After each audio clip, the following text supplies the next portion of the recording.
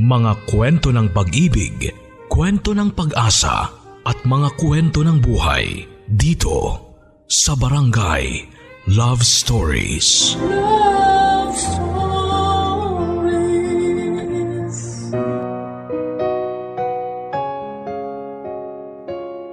Kadalasan hinuhusgahan ang kakayahan natin sa kung paano natin sinimulan ng isang bagay.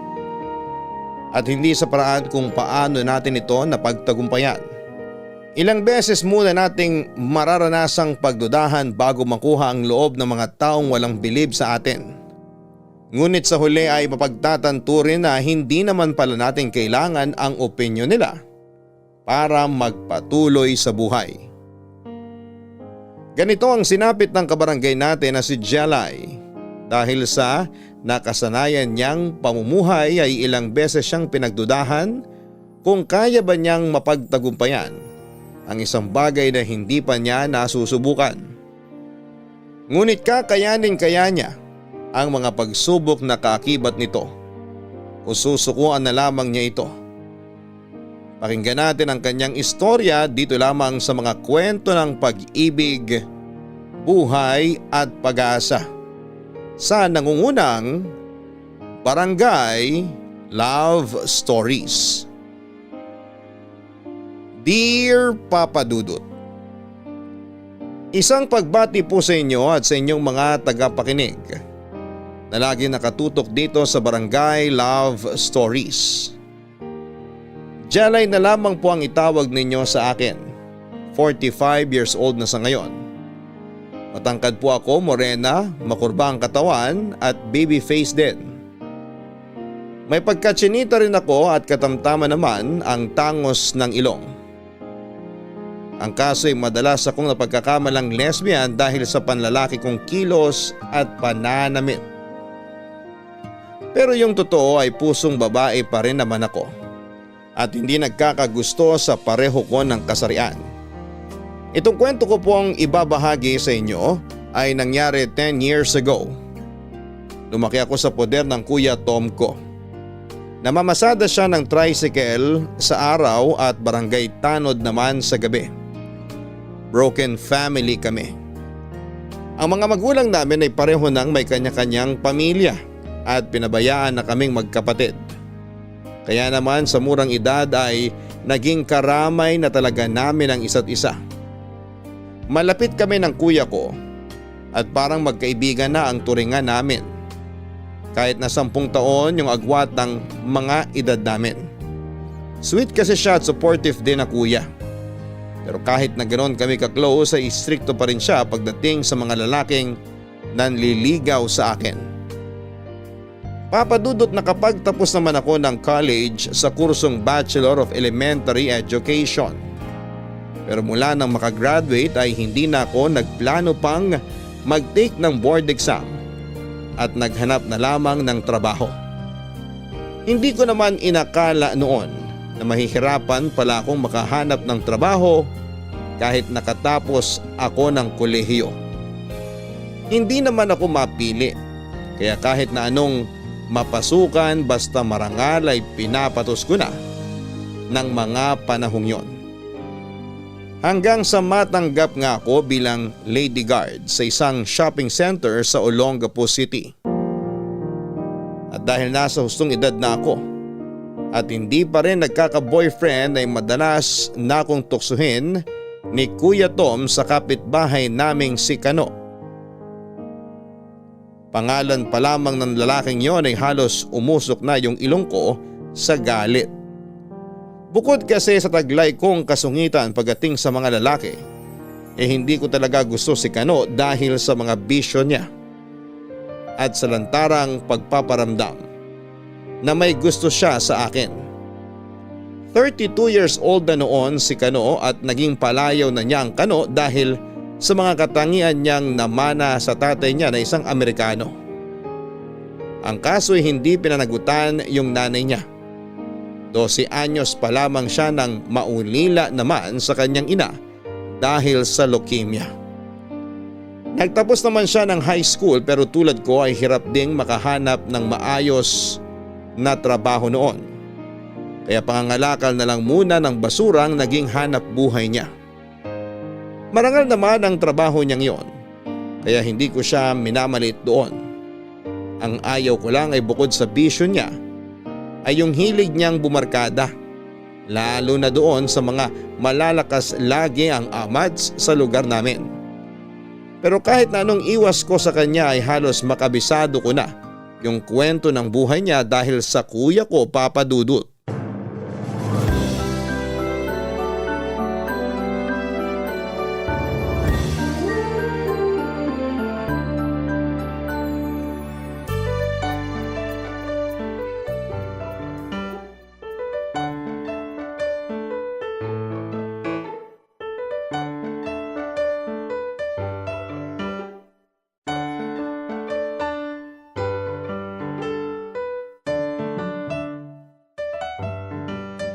Jelay, bilisan mo na dyan.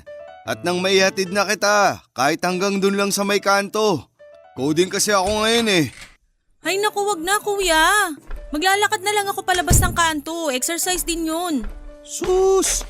Di mo na lang sabihin na may hinihintay ka lang makaalis bago ka lumabas ng bahay. Kuya, utang na loob ah. Ang aga-aga, wag mo nang simulan. Please lang.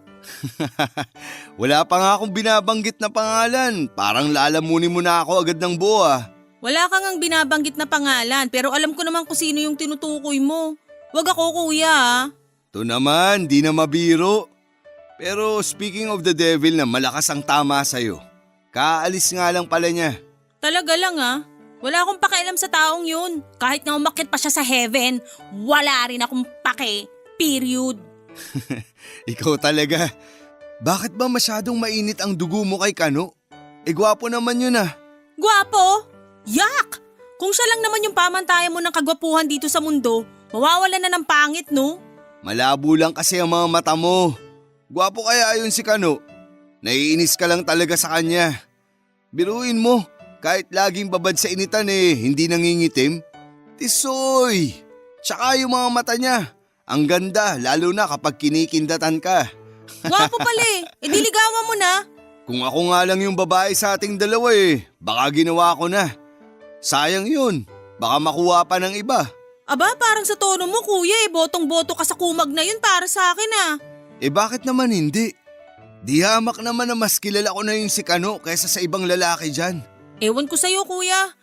Alam mo, tingin ko kailangan mo na magpatingin ng mata.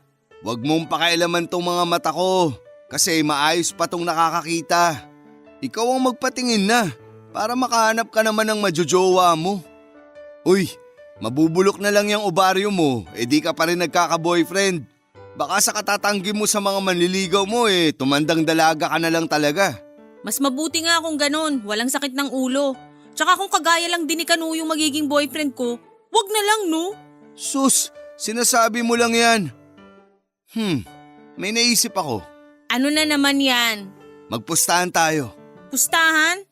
Para saan naman? Naku kuya baka kung ano na naman yung naiisip mo. Pag kayo ni Kano ang nagkatuluyan, magsusuot ka ng tibak sa honeymoon nyo. Kuya naman, tibak talaga? Kadiri naman yung naisip mo. Hindi ako magsusuot nun. Bakit ganyan ang reaksyon mo? Ay nako. Di nakasagot ah. Ibig sabihin ba nun may posibilidad na magkagusto ka nga kay Kano? Tigilan mo nga yan kuya. Kinikilabutan ako sa mga sinasabi mo Basta hindi ako magkakagusto sa mukhang kulugo na yon. Kita mo? Pati kulog di naniniwala sa'yo. Teka, may dala ka bang payong? Siyempre naman, ako pa. Good Girl Scout to, laging handa. May kapote pa nga Aba, talaga lang ha? O siya, sige. Ingat ka. Baka tamaan ka ng kindat ni Kano. Makaalis na nga. Baka kung saan pa makarating tong usapan na to. Babu.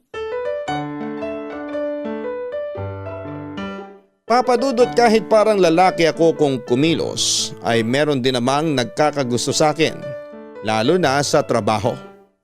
At dahil isa kong lady guard ay wala akong choice kundi harapin yung mga nangungulit sa akin. Araw-araw ko kasi silang nakikita tuwing pumapasok sa shopping center kung saan kami nagtatrabaho kahit naiinis ako sa pagpapapansin nila ay naglaan na lamang ako ng mahabang pasensya. Pero pag nasa labas na ng trabaho ay hindi na sila umuubra sa akin. Ewan ko ba Papa Dudut, pero kahit subukan kong i-entertain yung mga manliligaw ko ay hindi ko naman nagagawang tagalan sila. Hindi man ako kagandahan pero ni isa sa mga nanligaw sa akin ay wala akong sinagot. May mga pagkakataon din naman na bigla na lamang may sumusulpot sa bahay namin para lakas loob na umakyat ng ligaw. Pero si Kuya Tom lagi yung humaharap sa kanila. Minsan na rin akong inalok ng isang organizer na sumali sa isang local pageant. Pero dahil kailangan magsuot ng gown at swimsuit ay mariin ko yung tinanggihan. Yung premyo lang naman kasi sana ang habol ko, sakaling pala rin ako na manalo. Pero dahil sa kahihiyang ko naman yung nakataya ay hindi na rin nang hinayang pa. Tungkol naman sa kinakaisang kong si Kano. Kahit na anong gawin ko para iwasan siya ay hindi yun naging madali, lalo na't maliit lang yung mundong ginagalawan namin, Papa Dudut.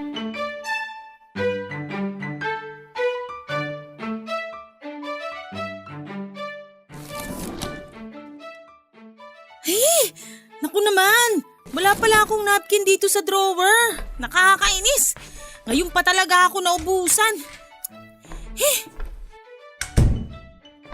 Kuya! Oh, bakit? Nakabusangot ka na naman dyan. Ano kasi? Arte nito. Ano ba kasi yun? Lalabas ka ba? Baka naman pwedeng makisuyo. Ano nga? Di pa kasi sabihin, paalis na ako eh. Pwede bang magpabili ng napkin? Ano? Ako? Pabibili mo ng napkin? Pambihira ka naman oh. Sige na kuya. Ito pambili oh. Sa'yo na rin sukli. Ay nako, tigilan mo ako Jelay.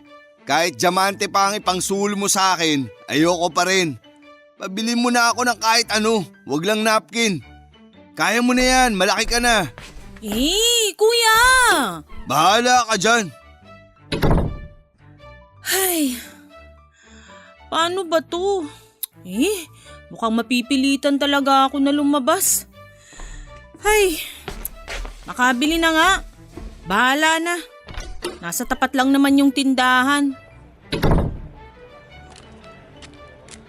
Ay, sana hindi ko makita yung mukhang kulugo na. Ay! Speaking of the devil, sa dinami-dami ba naman ang matatambayan? Sa tindahan pa talaga. Ay, bahala na talaga. Uy, baby loves! Sakto yung labas mo ah. Andito ako.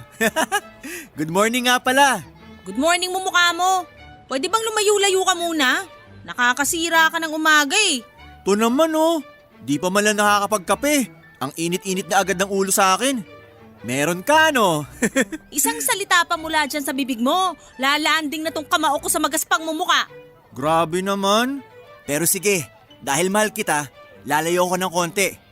Pero ano lang mga 1 meter lang. Basta lumayo ka. Mas maganda nga sana kung 6 feet under para hindi na talaga kita makita kahit kailan. Aling Puli, 3 napkin nga po. Sabi ko na nga ba meron ka ngayon kaya ang init ng ulo mo sa akin. Lakasan mo kaya yung sigaw mo. Alam mo namang mahina pandinig ni Aling Puli. Paki mo, manahimik ka na nga lang dyan. Nakakabwisit marinig yung boses mo. Aba, wag kang ganyan sa boses ko. Pag naging asawa kita, araw-araw mo nang maririnig to. Alam mo wala na talagang magandang lalabas dyan sa bibig mo. Diyan ka na nga. Uy, teka. Paano yung napkin mo? Di na ako bibili. Uy, Bebe Love, sandali lang. Wag mo muna isasara yung pinto. At bakit? Kasi, nasa akin yung kailangan mo. Eto, isang pack na binili ko. Akin na nga yan. Teka, magpasalamat ka muna. Arte nito. Di salamat. Magkano ba to lahat? Wag mo nang bayaran. Sapat na sa akin yung pasasalamat mo. Pero yung di sana labas sa ilong yung medyo sincere naman para maganda panaginip ko mamayang gabi. Dami mong alam. Basta magbabayad ako. Ayokong magkautang na loob sa'yo, no? To naman Wag mo na nga bayaran, libre ko na. Ganto na lang, para di mo maisip na utang na loob mo sa akin yan, sagutin mo na lang yung itatanong ko sa'yo. Sige. Ano yon? Nabasa ko kasi dyan sa balot ng binili kong napkin. May nakalagay na with wings. Pakpak yun, di ba? Para saan ba yun? Ay, tanga. Design yon. Kala ko naman kung para saan yung wings na yan. Oh, nasagot ko na yung tanong mo ah. Okay na. Okay na okay. Sige na, pasok ka na. Sige, basta libre to ah. Salamat uli. Tinanggap niya. 1 point ka no. 1 point! Papadudot nung lumabas pala si Kuya Tom ng bahay ay saktong nakita niya si Kano sa tapat ng tindahan. Si Kuya ang nagtimbre kay Kano na lalabas ako para bumili ng sanitary napkin. Kaya bago pa man ako makarating sa tindahan ay nakabili na si Kano ng isang pack. At yon ang ibinigay niya sa akin. Hindi naman po lingid sa kalamang ko na gusto ako ni Kano. Sa ilang beses pa naman niyang pagpapapansin sa akin noon, imposibleng hindi ko man lang yon mahalata sa kanya. Pero dahil walang araw na hindi ako naiinis sa kanya, malabo pa sa sabaw ng sinaing na patulan ko siya. Kahit anong pag-iwas ang gawin ko ay siya naman yung lapit ng lapit sa akin. Minsan sinasabayan pa niya ako sa paglalakad papunta sa kanto at aloking sumakay sa sidecar na ginagamit niya sa pangangalakal. Pero kahit isang beses ay hindi ko naman siya pinaunlakan. Hindi ko naman minamaliit o hinahamak ang trabaho ni Kano, Papa Dudut. Marangal naman yung pagiging isang mangangalakal ng basura at kapag sinuwerte malaki rin ang kinikita sa loob ng isang araw. Ang kaso kahit tapos na sa pangangalakal ay sadyang tamad maligo ang lalaking yon. At hindi malinis sa katawan. Kaya kahit maputi siya ay dugyot naman tingnan dahil sa poor hygiene niya noon. Bukod sa magkapitbahay lang kami ni Kano ay ka-close niya rin noon si Kuya Tom.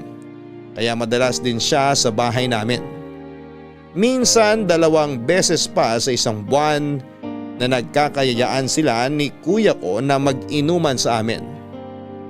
At syempre kasama na roon yung walang kamatayang pang-iinis niya sa akin.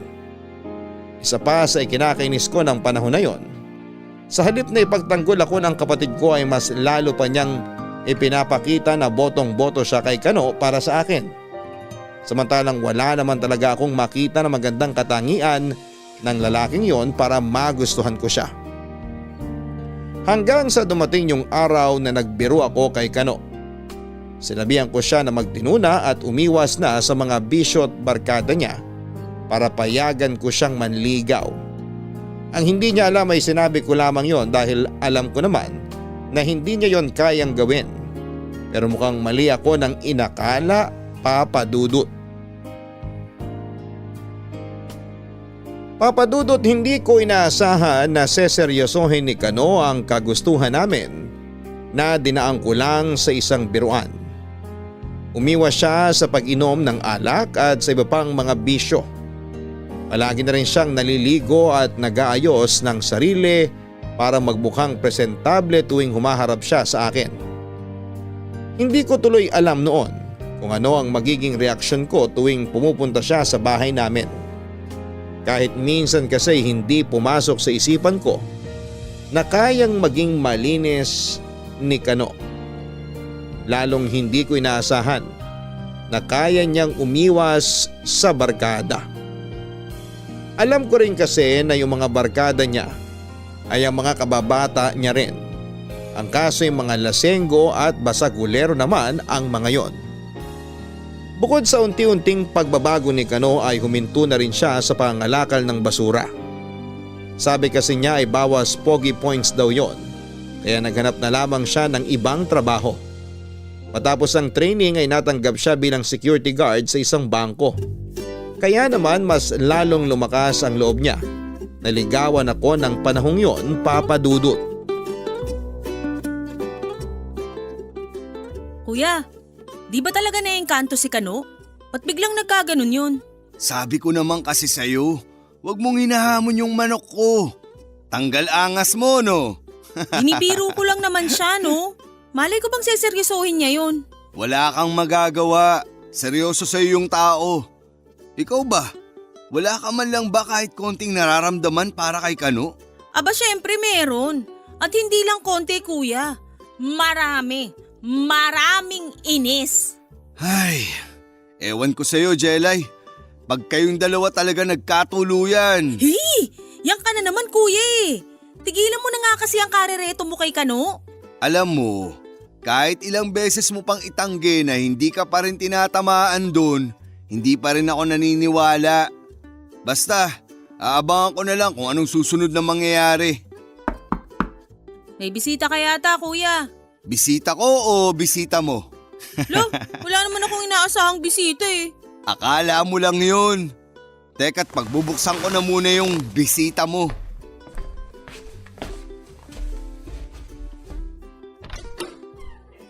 Kano, pasok, pasok. Salamat tol. Si Baby Loves, andyan ba? Oo, ayun nga oh, nakailata pa sa sopa. Aba, may dala ka pang bulaklak ah, at naka-plastic pa. Tunay ba yan? Yun na nga tol. Gusto ko sanang bumili ng tunay na bulaklak pero malalanta lang din naman. Kaya eto, gumawa na lang ako. Ayos ba? Ayos na ayos. Sige na, lapitan mo na. Uy, mahal kong kapatid. Asikasuhin mo naman tong bisita mo. Tingnan mo, nag-effort pang gumawa ng bulaklak para sa'yo. Hi Baby Loves! Pambira! Nandito ka na naman? Halos dito ka na tumira. Ito naman. Kararating ko lang susungitan na agad. Hustisya naman sa pag-aayos ko. Look at my outfit. Bumili pa ako ng bagong polo para magmukhang pogi sa paningin mo. Wala akong pake. Di ko tinatanong. Paano ba yan? Maiwan ko muna kayo dito sa sala para magkaroon kayo ng konting privacy. Doon lang ako sa kusina. Sige, ganyan ka naman kuya eh. Tinumanan lang ako. O ikaw, ano na naman yung paandar mo na yan? Pabula-bulaklak ka pa Syempre, di ba may usapan tayo? Kalimutan mo na yun. Binibiro ka lang naman kasi tapos sineryoso mo naman. Pero, ayos na rin. Akalain mo yun? Magmumukhang tao ka pa pala. Grabe ka naman makapagsalita. Bakit? Totoo naman ah. Mukhang tao ka ba bago yung pag-glow up mo na yan? Ito naman. Seryosohin mo naman kasi ako. Ang usapan ay usapan. Wala na akong bisyo. Naliligo na ako araw-araw. We, may pruweba? Sus, yun lang pala eh. Kahit magkaamuyan pa tayo ngayon. Wag na, mukha namang naliligo ka na talaga. Di ko lang sure kung araw-araw nga. May tatanong na lang ako sa'yo bago kita payagang manligaw. Ano yun? Teka, pero bago yung tanong na yon, may papatranslate muna ako sa'yo sa English. Patay. Ano, suko agad? Hindi no? Sige na, sabihin mo na. Sige, eto. Pang-ilan ka sa magkakapatid? Sus! Basic! How many you in siblings? Tama, di ba? Ang galing ah! Ang galing sana kung tumama yung sagot mo. Kasi naman, Baby Loves. Pwede namang utusan mo na lang ako ng kahit ano. Wag lang yung pag-i-Englishin mo ako. Alam mo namang mahina ako dyan eh. Buti kung nakasama ko man lang yung tatay ko sa paglaki ko. Eh di sana, Inglesero ako ngayon. Joke lang kasi yun. Eto talaga yung tanong ko. Hindi mo ba pinagsisisihan na iniwasan mo yung mga kabarkada mo dahil sa akin? Syempre hindi. Hindi ko lang naman yung ginawa para sa iyo eh. Para na rin sa sarili ko. Gusto kong patunayan na may mas igaganda pa yung buhay ko. At yung kapag nanligaw na ako sa'yo, alam ko sa sarili ko na karapat-dapat ako. Kaya sige na naman, Baby Loves. Payagan mo na ako manligaw sa'yo. Kung seryoso ka ba naman eh, sige, pinapayagan na kita. Talaga? Totoo bang narinig ko? Oo, pero kapag tumingin ka pa sa ibang babae, yari ka sa akin. Nakikita mo naman siguro yung ulo ng apo dun sa may rotonda tuwing papasok ka sa trabaho, di ba? Oo. Pero ano namang kinalaman nun sa panliligaw ko sa'yo? Ulo mo ipapalit ko dun pag nanligaw ka pa ng iba. Mula nang payagan kong manligaw si Kano ay halos araw-araw na siya sa bahay namin. Sa katagalan din naman, Papa Dudut, ay unti-unti na rin akong nahulog sa kanya. Hindi naman kasi mahirap magustuhan si Kano kung makikilala lamang siya ng lubusan. Hindi ko rin naman maitatanggi noon na hinahangaan ko rin ang ginagawa niyang pagbabago para sa akin. At kahit nahihiya ako sa iisipin ng mga nakakakilala sa akin, ay sinagot ko si Kano. Nasanay kasi yung mga taga roon sa amin na panlalaki ang kilos ko. At hindi nila inakalang sa dami ng pwede kong magustuhan ay si Kano pa na sobra kong kinakainisan. Dahil sabay lang naman ang oras ng trabaho namin tuwing gabi na lamang kami nagkikita ni Kano. Hindi naman siya pinagbabawalan ni Kuya Tom na bumisita sa bahay dahil hindi na raw naman ako teenager na kailangan pang paghigpitan. Noong birthday ko nga, Papa Dudut, ay kinasabwat pa ng boyfriend ko si Kuya para sa isang sorpresa. Hindi ko akalain noon na gagastos ng malaki si Kano para lamang sa birthday ko. Hindi pa man uso ng panahon na yon yung money bouquet, ay naranasan ko na yon sa kanya. Nang gabing yon ay duty si Kuya Tom sa pagronda sa barangay namin kaya kami lang ng boyfriend ko ang naiwan sa bahay para mag-celebrate. Pareho kaming nalasing at hindi rin namin inaasahan na may mangyayari sa amin ang oras na yon, Papa Dudut.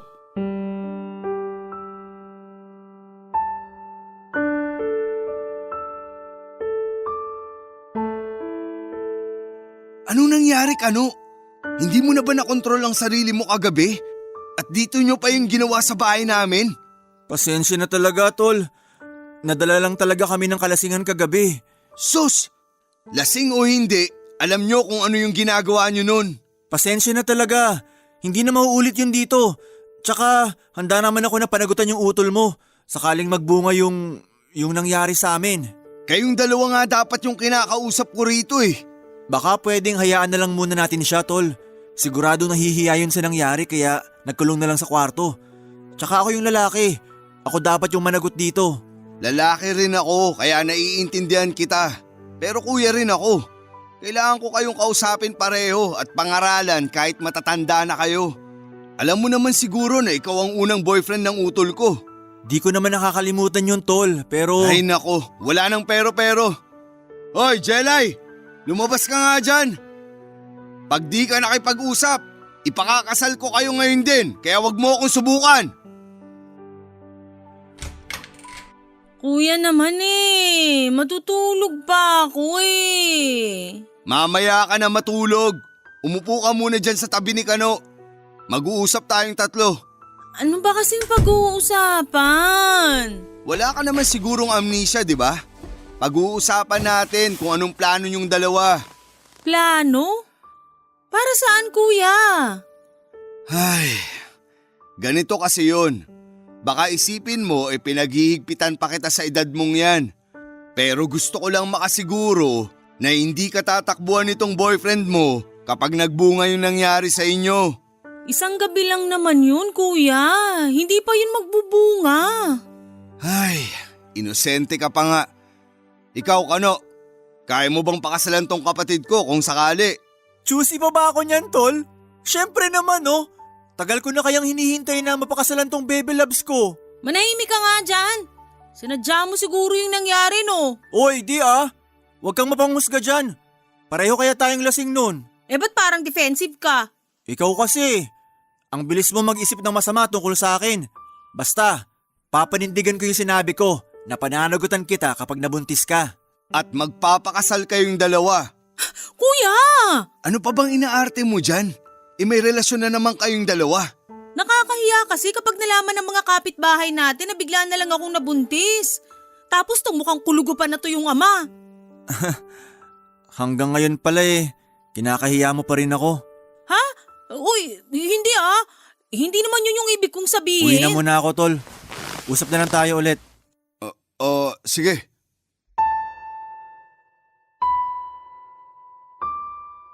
Papadudot, pinagsabihan ako ni Kuya Tom dahil sa inasal ko sa pag-uusap naming tatlo at sa nasabi ko na alam kong nakasakit kay Kano. Hindi ko naman talagang sinasadyang masabi yon dahil nadala lamang ako ng hiya at pag-aalinlangan. Batid ko naman na hindi pa ako handang mabuntis ng panahon na yon. Yun bang tipo na hindi ko pa talaga nakikita ang sarili ko na magiging isang ina pagdating ng araw. Nakonsensya naman ako kaya nangako na rin ako kay Kuya Tom na kakausapin ko ang boyfriend ko.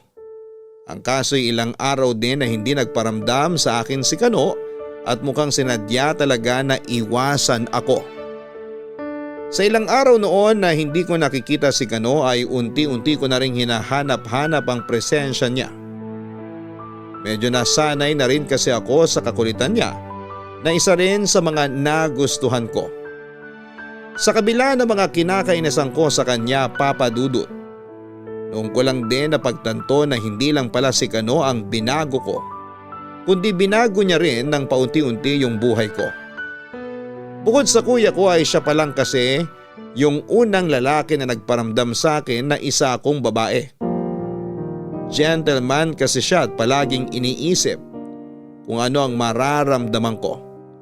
Bagay na hindi ko nagagawa sa kanya tuwing magkasama kami. At yun nga rin ang naging dahilan kaya sumama ang loob niya sa akin. Sa huli nga ay ako na ang gumawa ng paraan para muli kaming magkausap, Papa Dudut.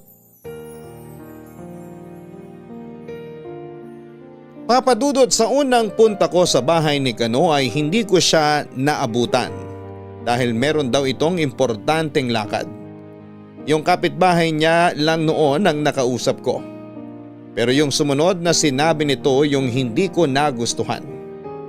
May kasama raw kasi na babae yung boyfriend ko nung umalis ito ng bahay.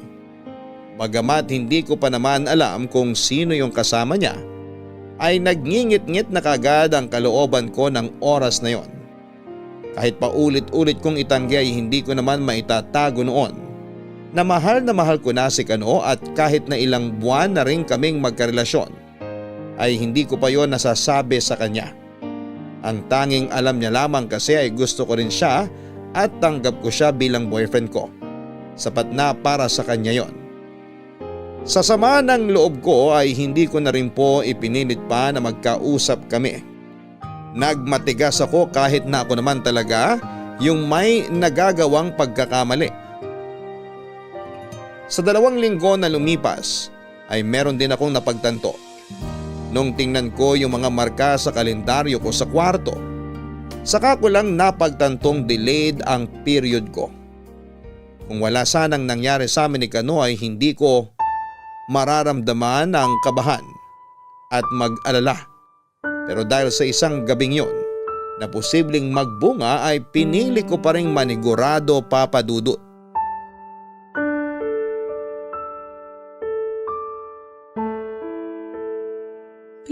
Please. Sana mali yung nasa isip ko. Sana negative. Titingnan ko ba? Parang di ko kaya. Jelay! Ano bang ginagawa mo dyan sa banyo? Kanina ka pa dyan Sandali na lang, kuya. Ang sakit pa kasi ng tiyan ko eh. Naku naman ilang buwan mo ba kasing kinimkim yan? Wala ka na bang ibibilis dyan? Pambihira, segundo na lang, lalabas na rin tong sama ng loob ko. Kanina pa nag-aalburuto tong tiyan ko. Tingnan ko na nga. Bahala na. Positive! Hindi. Teka, hindi pwede to. Hoy, ano ba? Bilisan mo naman! Eto na, bubuksan na. Oh, ba't ganyan yung itsura mo? Teka, umiyak ka ba? Ha? Hindi no. Masakit nga lang tong tiyan ko kaya medyo napaluha ako kanina. Kalokohan mo. Hoy, kilalang kilala na kita no? Huwag ka na magkaila. Namimiss mo na si Kano kaya ka nagkakaganyan.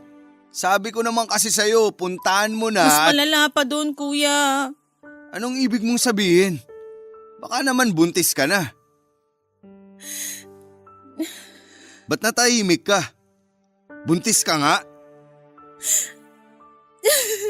Uy, ba't naman bigla ka nalang humagulgul dyan? Kung buntis ka nga, pananagutan ka naman ni Kanoa. Hindi mo kasi naiintindihan, kuya. Ayokong mabuntis. Hindi pa ako handa para dito. Hindi ko pa kaya na maging isang ina. Ay nako, ayan ka na naman sa ganyang katwiran mo. Halika nga, maupo muna tayo dun sa sofa. Hindi ko alam kung anong gagawin ko, kuya. Pwes ako, alam ko kung ano yung tamang gawin. Sabihin mo kay Kano yung tungkol sa pagbubuntis mo. Karapatan niyang malaman yan dahil siya yung ama ng bata. Pagkatapos nun, saka kayo mag-usap kung ano ng plano nyo. Kuya, hindi ko to gusto. Hindi ko alam kung kakayanin ko. Sira ka pala eh. Bakit ka pumayag na may mangyari sa inyo ni Kano kung ayaw mo naman palang mabuntis? Kung gumamit sana kayo ng proteksyon, wala ka sana dyan sa sitwasyon na yan. Paano nga, kuya? Nakakaya tong nangyari sa akin. Baka pagtawanan ako ng mga kapitbahay natin pag nalaman nila to. Lalo na pag malaki na tong tiyan ko. Alam mo, konti na lang, mababatukan na kita eh. Baluktot yung mga katwiran mo. Hindi mo naman kailangan ng opinyon nila. Hindi naman sila ang magsisilang at bubuhay sa magiging anak mo ah. Alam nila na hindi ko kayang maging isang ina. Tsaka, ang daming magbabago sa akin. Tapos kapag lumaki na tong tiyan ko, kailangan ko nang magsuot ng bestida. Yun talaga ang inaalala mo? Teka, bago tayo magkalimutan, di ba may usapan tayo? Huwag mo na ipaalala, kuya. Ayoko marinig yan. Wala, di pwede. Basta, pag kinasal na kayo ni Kano, magsusuot ka ng tibak sa honeymoon nyo. Hey! Nakakainis ka talaga, kuya. Biro lang. Gusto lang kitang inisin. Pero seryoso ha, kausapin mo na si Kano. Paalam mo yung tungkol sa pagbubuntis mo. Kung ano man ang maging plano nyo, alam nyo na yun. Nakasuporta lang ako lagi. Grabe. Dati, masiga ka pa sa akin kung kumilos. Tapos ngayon, magiging nanay ka na. Kuya naman eh. Inagawan mo pa ako ng moment. Papadudod sa kabila ng takot ko sa pagbubuntis ay tinanggap ko na rin yung pagiging isang ina. Inisip ko na lamang na hindi bunga ng pagkakamali yung batang nasa sinapupunan ko, kundi isang blessing para sa amin ng boyfriend ko at ng kuya ko na todo suporta para sa akin. Naging maingat na ako sa mga kilos ko at nagplano na rin huminto na muna sa pagtatrabaho. Sinabi ko na rin kay Kano yung tungkol sa pagbubuntis ko. Tuwang-tuwa naman siya nung malamang magkakaanak na kami. Doon na rin kami nagkaayos at humingi ako ng tawad sa mga nasabi ko sa kanya. At nangakong paninindigan ko na yung relasyon naming dalawa. Inaasahan ko na rin noon na marami akong maririnig na hindi maganda mula sa mga taong nakapalibot sa amin. Kesyo, kilos lalaki ako noong una at kunwari matino pero magpapabuntis din pala. Umabot na rin sila sa puntong pinagdududahan ang kakayahan ko bilang ina ng sanggol na nasa sinapupunan ko. Baka raw kung mapano lamang yung magiging anak namin kung ako yung mag-aalaga dahil wala naman daw akong alam sa pagiging isang ina. May mga pagkakataon na nakikipagsagutan ako sa kanila pero hindi naman nagkulang sa mga payo at paalala si Kuya Tom. Sa katagalan nga ay nasanay na rin ako na hindi na lamang pansinin yung mga panguhusga nila at nag-focus na lamang sa magiging anak namin ng boyfriend ko.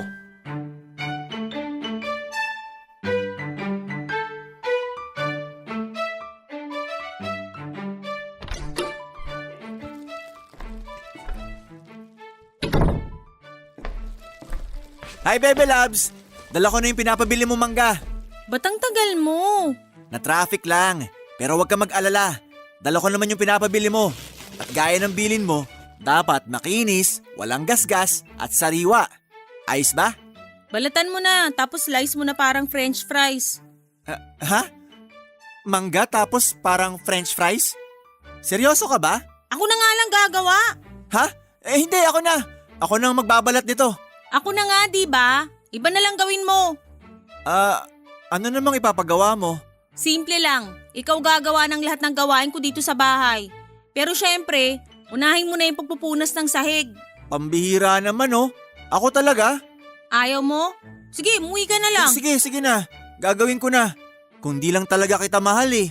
Nandun sa banyo yung timba at pamunas na gagamitin mo. Wala kaming map dito kaya pagtiyagaan mo na. Masusunod po, madam. Samahan mo ng konting bilis ha.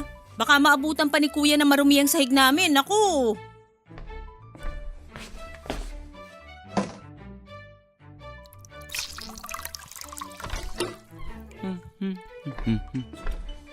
Oh, Kano? Anong ginagawa mo dyan? Tol naman oh. Di pa ba halata?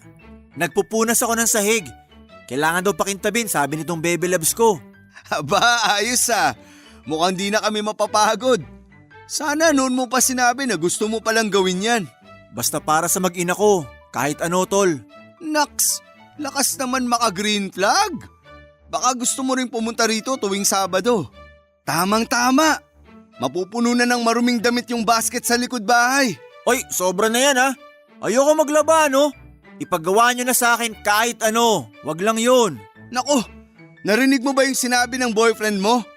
Papayag ka ba na ikaw pa rin ang maglalaba? Syempre hindi no. Maghahanap na lang ako ng ibang mapapangasawa. Yung masipag at kaya lahat yung mga gawaing bahay. Sige, pagtulungan nyo pa ako. Biro lang. Pakasalan mo na kasi para makaganti ka. Darating din kami dyan tol. Paghahandaan ko para sa mag-ina ko. Papadudot dahil palagi na nasa bahay namin si Kano ay pumayag na rin ako na bumukod na kaming dalawa. Bukod kasi sa kailangan din namin ng privacy ay nahihiya na rin ako noon sa kuya ko kung doon pa rin kami makikisiksik sa kanya. Desidido naman kami ng boyfriend ko na magkaroon na ng sarili naming pamilya kaya sa tingin ko ay tama lang na matuto na kaming mamuhay ng kami lang munang dalawa. Pero dahil hindi pa maayos yung bahay ni Kano ay pansamantala muna kaming nangupahan. Tutol ako sa ideyang yon dahil hindi naman ako maselan pero mas gusto raw niya na maging komportable ako at yung magiging anak namin. Maliit lang yung bahay na nirerentahan namin. Pagpasok pa lang ng bahay hapag kainan na kaagad yung bubungad tapos may isang kwarto na pandalawahang tao lang talaga. Kalapit lang din ang kusina yung banyo. Laking pasasalamat ko naman sa Diyos dahil wala naman ako naging problema sa mga unang buwan ng pagbubuntis ko. Isa pa ay alagang-alaga rin ako ni Kano. Lahat ng kaya niyang gawin sa mga gawaing bahay ay siya na rin ang gumagawa. Kahit kaya ko pa namang gawin ang mga yon. Nang panahon na yon papadudot ay hinangaan ko yung pagiging responsable niya. Nakikita ko noon sa kanya na magiging mabuting ama siya sa magiging anak namin. Kung tutuusin nga ay wala na akong hahanapin pa sa kanya. Hindi man siya mayaman pero madiskarte siya at hindi namimili ng trabaho. Basta't makaipon lang ng pera.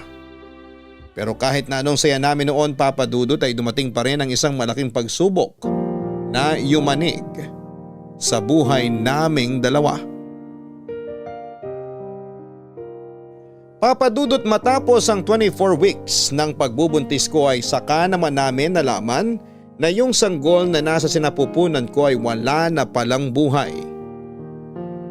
Congenital brain and heart problem ang naging cause ng pagkamatay ng baby ko. Hindi ko yon matanggap noon dahil kung kailan tanggap ko na siya at napamahal na sa akin ay saka pa siya nawala. Kung meron man sa mga nakikinig ngayon, yung nakaranas na rin ng stillbirth, alam nila yung pakiramdam ko ng panahon na yon.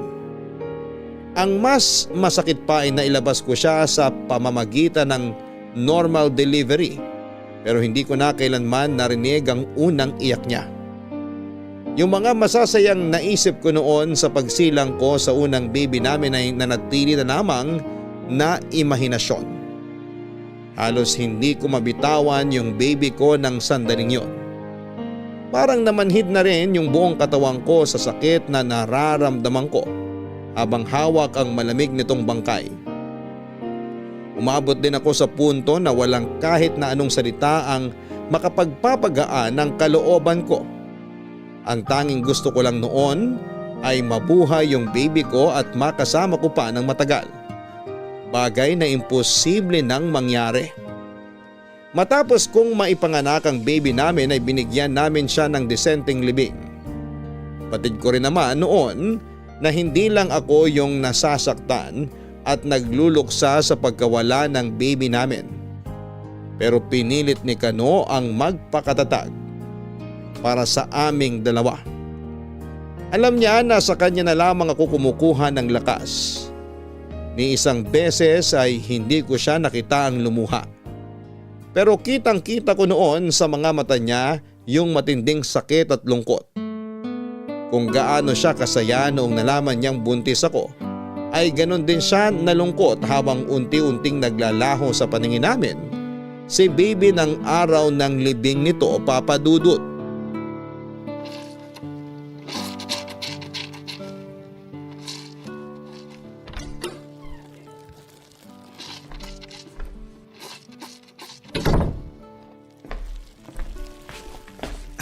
Tol, aga niya na. Uso na pala ngayon maglaba kahit madilim-dilim pa. Uy, tol. Kanina ka pa ba dyan? Kani-kanina lang naman. Dumaan lang ako para ibigay tong binili kong pandesal. Mainit-init pa. Tama-tama. Di pa ako nagkakape. Maya-maya lang, gising na rin si Bebe Loves. Nga pala, kumusta na siya? Ayaw kasi akong kausapin eh. Ayun, sobrang lungkot pa rin. Buti nga kumakain na siya eh. Di kagaya nung una.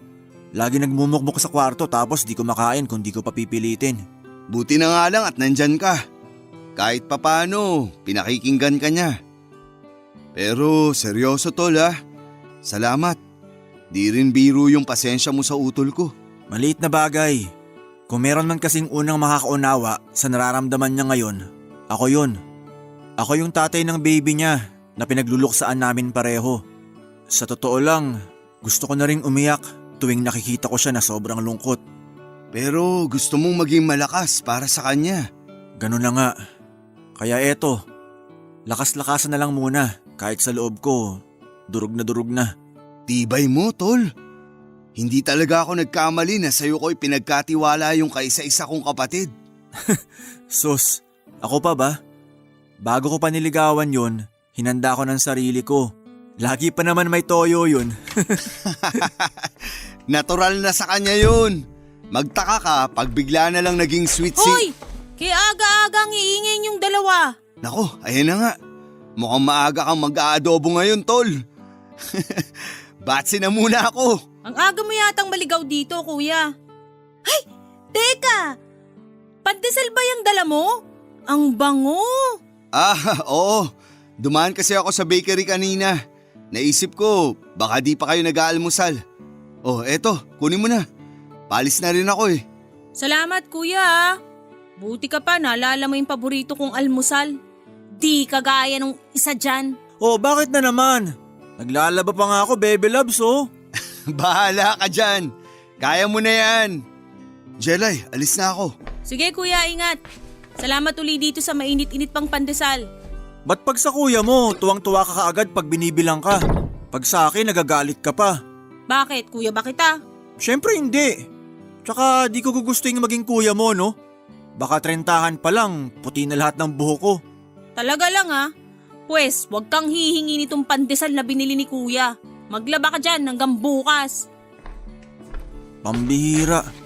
Sinaway kami ni Tom sa tawanan kanina pero mas malala pa naman siya. May sinasabi ka? Narinig ko eh. Di lang malinaw yung dating sa akin. Baby Loves naman. High blood ka na naman sa akin. Ano nga kasing sinasabi mo kanina? Baka minumura mo na ako ha? Ay, ang sabi ko, mahal na mahal kita. Yun lang yun. Totoo? Sabihin mo nga uli. Sabi ko, mahal na mahal kita kahit toyoin ka. Okay na sana eh. Tuloy mo na nga lang yung paglalaba mo. Sunod mo na rin dyan yung mga kurtina. Masusunod po. Papadudot ng panahon na yon ay sinubukan na lang namin na magpakatatag. Nagpanggap na lamang ako na ayos lang ang lahat para hindi na makadagdag pa sa mga iniisip ng boyfriend ko. Sa katagalan din ay mas lalo kong hinangaan yung pagiging pasensyoso ni Kano sa akin. Kahit palagi ko siyang nasusungitan. Batid ko na nahihirapan na rin siya noon pero hindi niya ako sinukuan kahit na naging malamig din ang pakikitungo ko sa kanya. May pagkakataon din na alam kong sumusobra na ako at nasasaktan ko na rin siya pero nanatili siyang kalmado. Walang pagkakataon na hindi niya pinaparamdam kung gaano niya ako kamahal. Kaya naman pakiramdam ko noon ay ako na yung pinakamaswerteng babae sa mundo. Sa kabila ng kabiguan ko na maging isang ina, sa unang pagkakataon ay wala akong naramdamang pagsisisi sa pagpili ko sa kanya dahil para sa akin ay hindi pagkakamali yung desisyon ko na papasukin siya sa buhay ko. Makalipas lang yung mahigit isang buwan ay nagpasya na muna ako na bumalik sa trabaho. Sa pagkakataong yon ay dalawa na kaming nag-iipon para maipaayos ang bahay na titirhan namin. Inisip ko na lang noon na kaya siguro hindi pa ibinigay sa amin yung pagkakataon na magka-baby ay dahil hindi pa kami gaanong kahanda para maging mga magulang. Kaya naman wala kaming sinayang na panahon. Sabay kaming nagsikap na makaipon para sa future namin at ng mga magiging anak namin papadudot.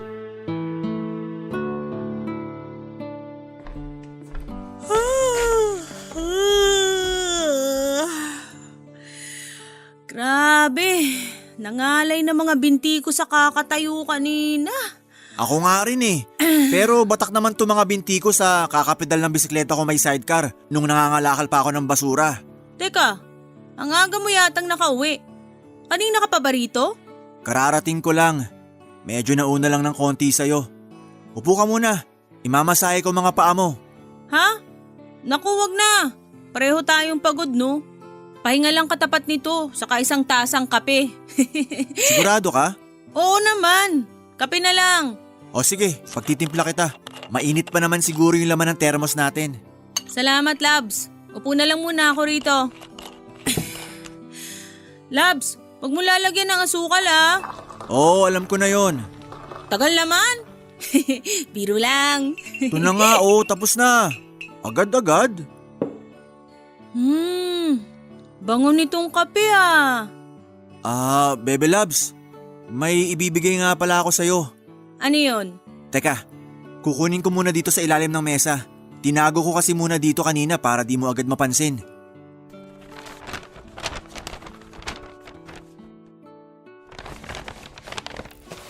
Eto. Sana magustuhan mo. Bestida? Labs naman eh. Alam mo namang di ako nagsusuot ng ganyan. Bulaklakin pa. Sige na isuot mo naman to kahit ngayon lang. Para saan ba kasi to? Saka, ngayon talaga? Oo, ngayon na. O sige, pero di ko nahuhubarin tong suot ko ngayon ha. Susukatin ko lang to.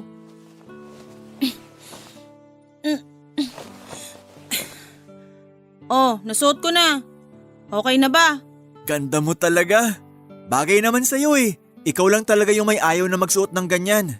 Pero wait lang meron pa. Kahita naman. Para saan naman yan? Chill ka lang, Bebe Labs. Luluhod muna ako para mas romantic. Ha? Uy! Ano ba to? Tumayo ka nga dyan. Pasensya na, Bebe Labs, kung medyo madrama tong sasabihin ko, pero gusto ko lang na malaman mong habang pinapaubaya ka pa sa akin ng mundo, mamahalin kita ng buong buo kahit na walang kasiguraduhan kung magiging tayo pa rin hanggang dulo. Pero ako, sigurado ako Wala na akong ibang gustong makasama hanggang sa pagtanda, kundi ikaw lang. Sira ulo ka talaga. Baby loves, will you marry me? Siyempre naman no. Aharte pa ba ako? Ikaw na yan no. Oo, I will marry you.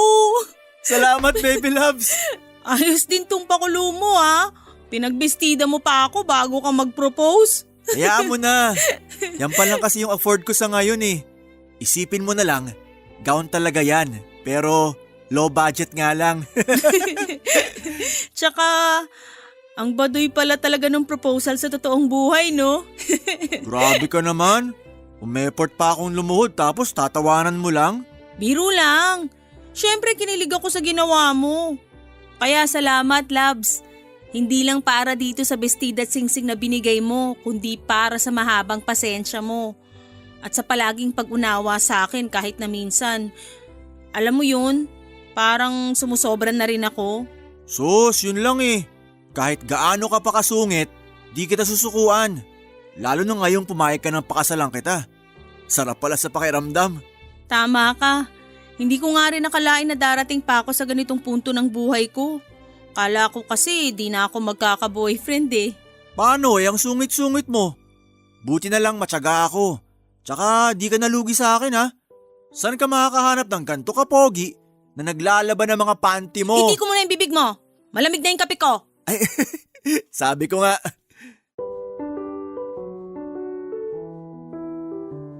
Papadudot hindi nga nagtagal ay kinasal na rin kami ni Kano sa huwes.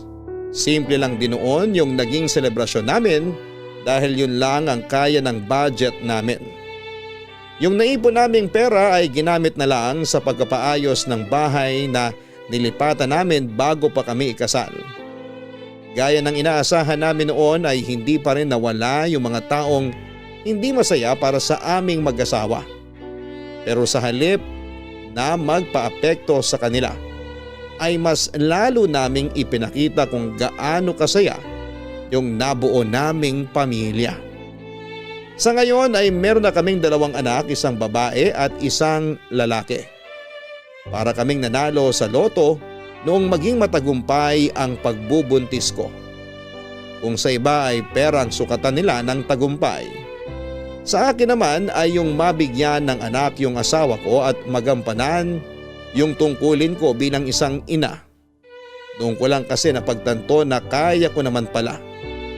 At totoo nga na hindi ko kailangan ang opinyon ng ibang tao para masabing naging mabuting nanay ako. Ang mahalaga, masaya ako at yung pamilya ko. Si Kuya Tom naman ay meron na ring sariling pamilya sa ngayon. Pero kahit may kanya-kanya na kaming pamilya ay nananatili pa rin kaming malapit sa isa't isa. Papadudot ngayong may mga anak na kami ng asawa ko ay pinahinto na rin niya ako sa pagtatrabaho. Masaya naman ako sa pagiging full-time housewife dahil bukod sa mabait ay masasabi kong good provider ang lalaking napangasawa ko. Hanggang dito na lamang po itong kwento ko at maraming salamat po sa pagbabahagi nito, Papa Dudut. Nagpapasalamat din po ako sa mga bumubuo ng Barangay LS dahil isa ako sa mga nabigyan ng pagkakataon na maibahagi ang kwento sa programa ninyo. Mananatili kayong number 1 sa puso ko at sa puso naming mga tagapakinig ninyo. Muli, thank you and God bless, Papa Dudut. Ang inyong forever kapuso at kabarangay, Jelay.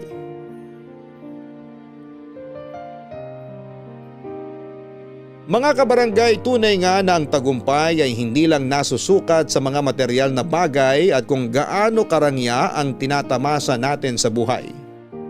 Magkakaiba man tayo ng definasyon ng tagumpay. Ang mahalaga ay masaya tayo at kontento. May mga pagkakataon din na may mga taong magpaparamdam sa atin na hindi sapat yung kakayahan na meron tayo para mapagtagumpayan ang isang bagay. Tulad na lamang ng kwento ng letter sender nating si Jelay.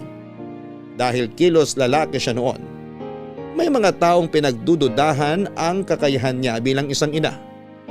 Pero sa huli pinatunayan niya na mali ang inaakala ng mga taong yon. Ito ay isa ring patunay na hindi mawawala yung mga taong manghuhusga sa ating kakayahan. At para sa masaya at tahimik na buhay ay wag na lang natin silang patulan. Dahil mas masarap gumising sa araw-araw na wala tayong kaaway. Hanggang sa muli, maraming salamat. Ako po ang inyong si Papa Dudut sa mga kwento ng pag-ibig, buhay at pag-asa sa Barangay Love Stories number 1. Sabay-sabay nating pakinggan ang iyong kwento ng pag-ibig, buhay at pag-asa. Ipadala lang sa barangaylovestories@yahoo.com. Nagustuhan ng iyong napakinggan? Ituloy yan via live stream sa www.gmanetwork.com/radio. Barangay LS 97.1 Forever!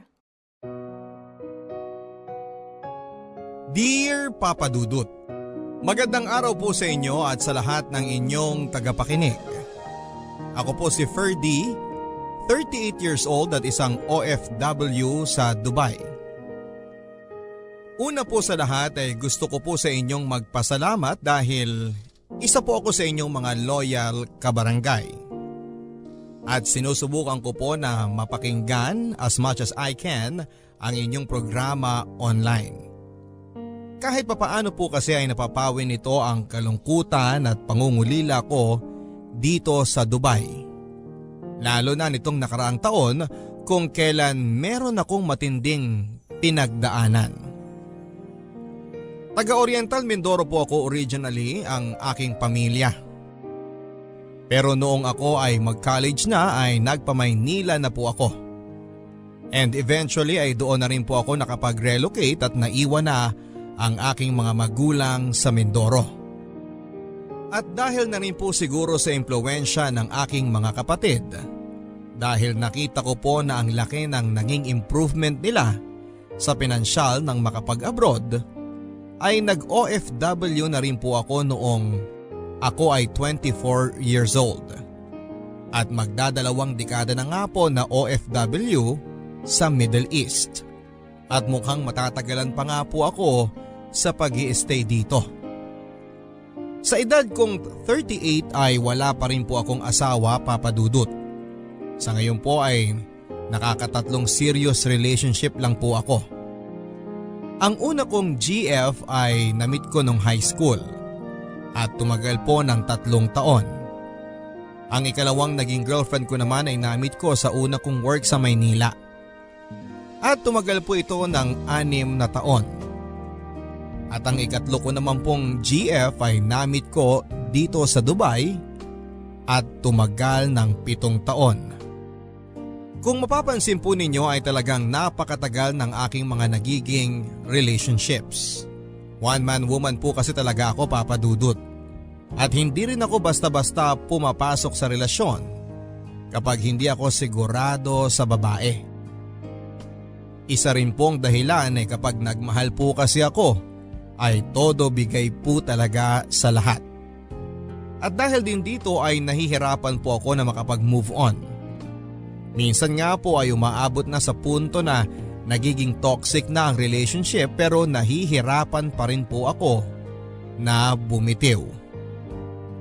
At ang naging pinakamagulo sa lahat ng aking mga naging karelasyon ay ang aking second GF na si Rika. Pero sa tingin ko po, Papa Dudut, ay sa kanilang tatlo ay siya rin ang pinaka-minahal ko. Office mate ko po si Rika sa aking unang pinasukang trabaho sa Manila. 21 po ako nang na-meet ko siya at 23 naman po si Rika. Masayahin pong tao si Rika, Papa Dudut. Siya nga po ang life of the party sa office namin. In fact, siya nga po ang unang nagpakilala sa akin at siya rin ang nanligaw. Medyo nagulat pa ako sa pagiging forward ni Rika. Pero sa tingin ko po ay isa rin yon sa mga nagustuhan ko sa kanya. Ferdy! Oh, maha-heart attack naman ako sa'yo, Rika. Nagpapaka-loner ka na naman dito, ha? Ha? Kakain lang, kailangan pang makihalubilo. Uy, yun nga ang gusto ko sa'yo eh. Weird ka. Uy, ang sarap niyang ulam mo ha. Pahingi nga ako. Kinuha mo na eh. O sige. Tikman mo tong ulam ko para naman quits na tayo. O yan. Naku hindi, wag na. Hindi, okay lang talaga. Uy, sasama ka ba sa company outing? Ha? Baka hindi eh. Ha? Bakit naman? Hindi rin naman ako mahilig sa beach eh. Ano ba naman yan? Alam mo, ikaw masyado ka nang nagpapamysterious sa amin ha. Ang dami na tuloy nagkakakrush sa'yo. Ano? Grabe naman. Oo nga! Marami talaga nagkakakrush sa'yo. Girls and gays pa nga, no? Gino-joke mo na naman ako eh. Uy, hindi talaga. Hirap kasi sa'yo eh. Trabaho-bahay ka lang kasi. Hindi ka sumasama sa mga labas-labas. Ayan, ikaw tuloy ang napag-uusapan. Grabe kayo ah. Ano naman ang pinagchichismisan nyo sa akin? Wala! Ano na nga? Kakainis ka naman eh. Hindi nga kasi. Kasi nung Friday, di ba, nagkayayaan mag-video okay. Ayun, nauwi sa inuman. Tapos, nag-truth or dare yung mga tao. Tapos syempre, alam mo na, isa sa mga common question, sino ang crush mo sa office? Ganun? Syempre, halos lahat ng girls and gays ang sinabi, ikaw! Kayo ah. Mga loko-loko kayo ah. Ako nga ang kinukulit ng mga walang yun eh. Mag-fish daw ako kung may nililigawan ka raw ba ngayon. Ako? Wala naman. Pwede ka raw bang ligawan? Mga sira talaga kayo. Hindi nga. O sige. Eto, hypothetical question lang ha. Paano kung may manligaw nga sa'yo? Na lalaki? Last time I checked, straight naman ako. Hindi, I mean, bading, babae, ganun. Ay, ano ba namang klaseng tanong yan? Seryoso ba yan? Oo nga. Sagutin mo na lang kasi. Well, single naman ako. Tapos, ligaw lang naman, di ba? Hindi naman ako obligadong sagutin. Sasagutin mo rin ako. Ano? Wala. Sige na, yun lang. Sige, tapos na akong kumain eh. See you sa office. Ha? Labo.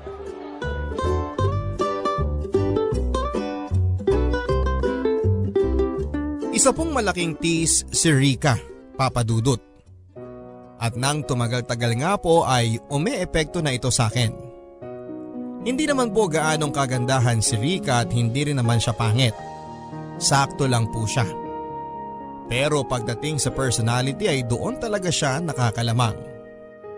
Sa katunayan, kapag wala nga po siya sa office ay tahimik lang ang lugar kaya talagang namimiss siya ng mga tao. At tinutuo din po ni Rika ang panliligaw. Almost every day ay may bigay yang sa aking pagkain na siya mismo ang nagluluto. Isa rin nga po yon sa mga talents ni Rika. Napakahusay niya na magluto.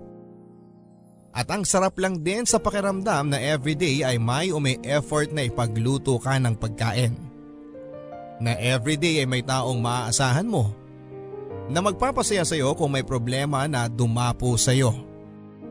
Kaya naman po eventually talagang nahulog na rin ako sa kanya. At nag-I love you na rin ako kay Rika. Naging masaya naman po ang pagsasama namin sa loob ng 3 taon. Nababalanse po kasi namin ang isa't isa.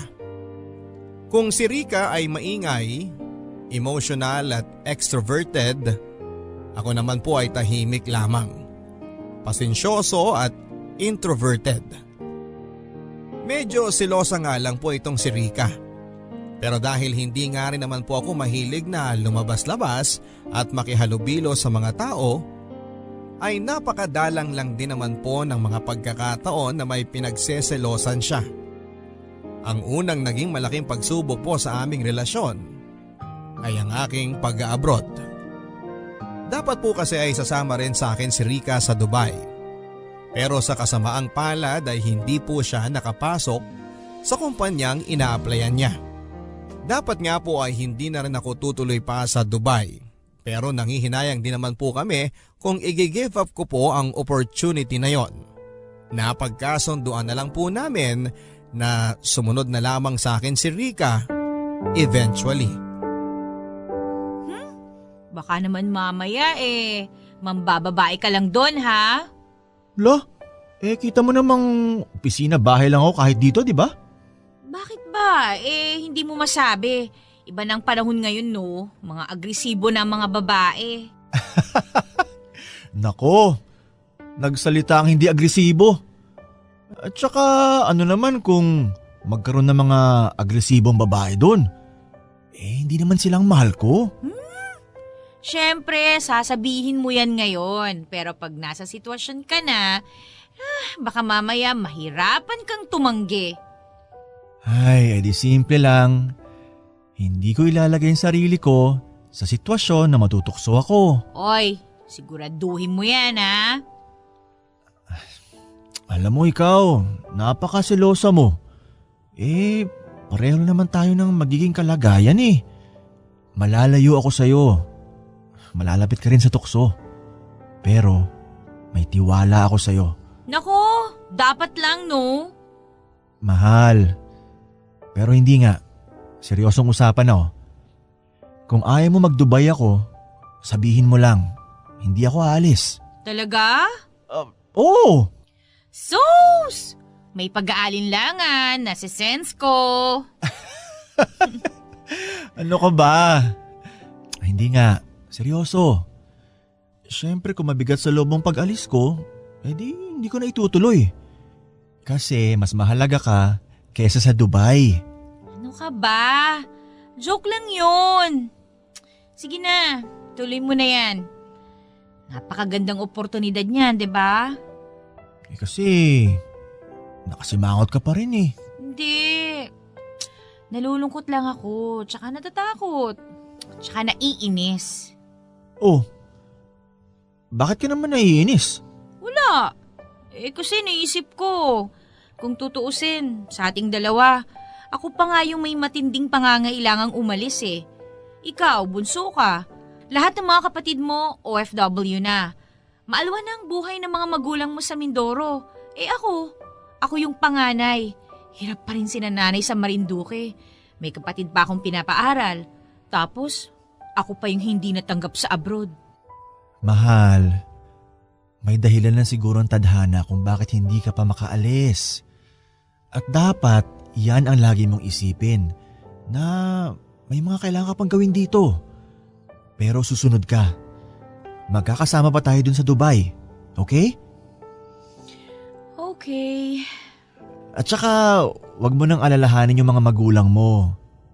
Huwag ka mag-alala. Magpapadala ko hindi lang para sa'yo, kundi pati na rin sa mga magulang mo buwan-buwan. Ano ka ba? Wag na. Hindi mo naman obligasyon yun. Hindi, okay lang yun. 3 years na tayo. Magiging future wife na kita. Di ngayon pa lang, simulan ko nang maging responsableng asawa, di ba? Naku ha. Sige na nga. Thank you. At siguraduhin mo lang na hindi ka mambababae doon ha. Kundi, iipunin ko talaga lahat ng pera ko. Bibili ako ng ticket para lang sugurin kayo doon.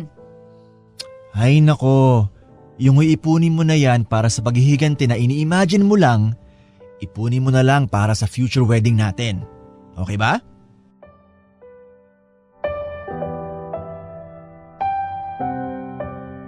Papadudot, naging very challenging po ang mga unang buwan ng LDR namin ni Rica. Unang-una po ay kailangan naming i-adjust ang time difference.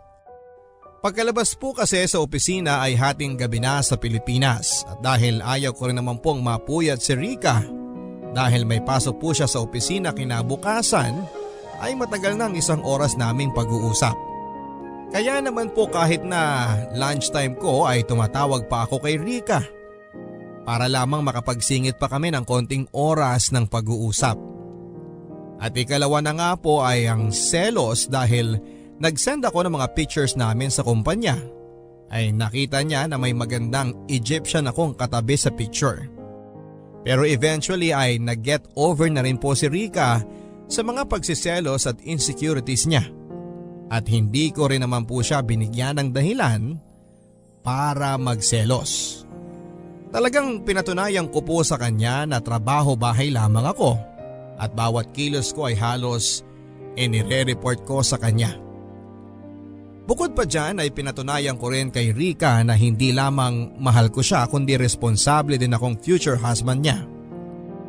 Buwan-buwan ay nagsiset aside na ang 25% ng aking sweldo para kay Rika at sa pamilya niya. At sa tuwing umuwi po ako ng Pilipinas ay talagang may pasalubong ako ng mga branded na bagay hindi lamang para kay Rika kundi pati na rin sa mga magulang at sa mga kapatid niya.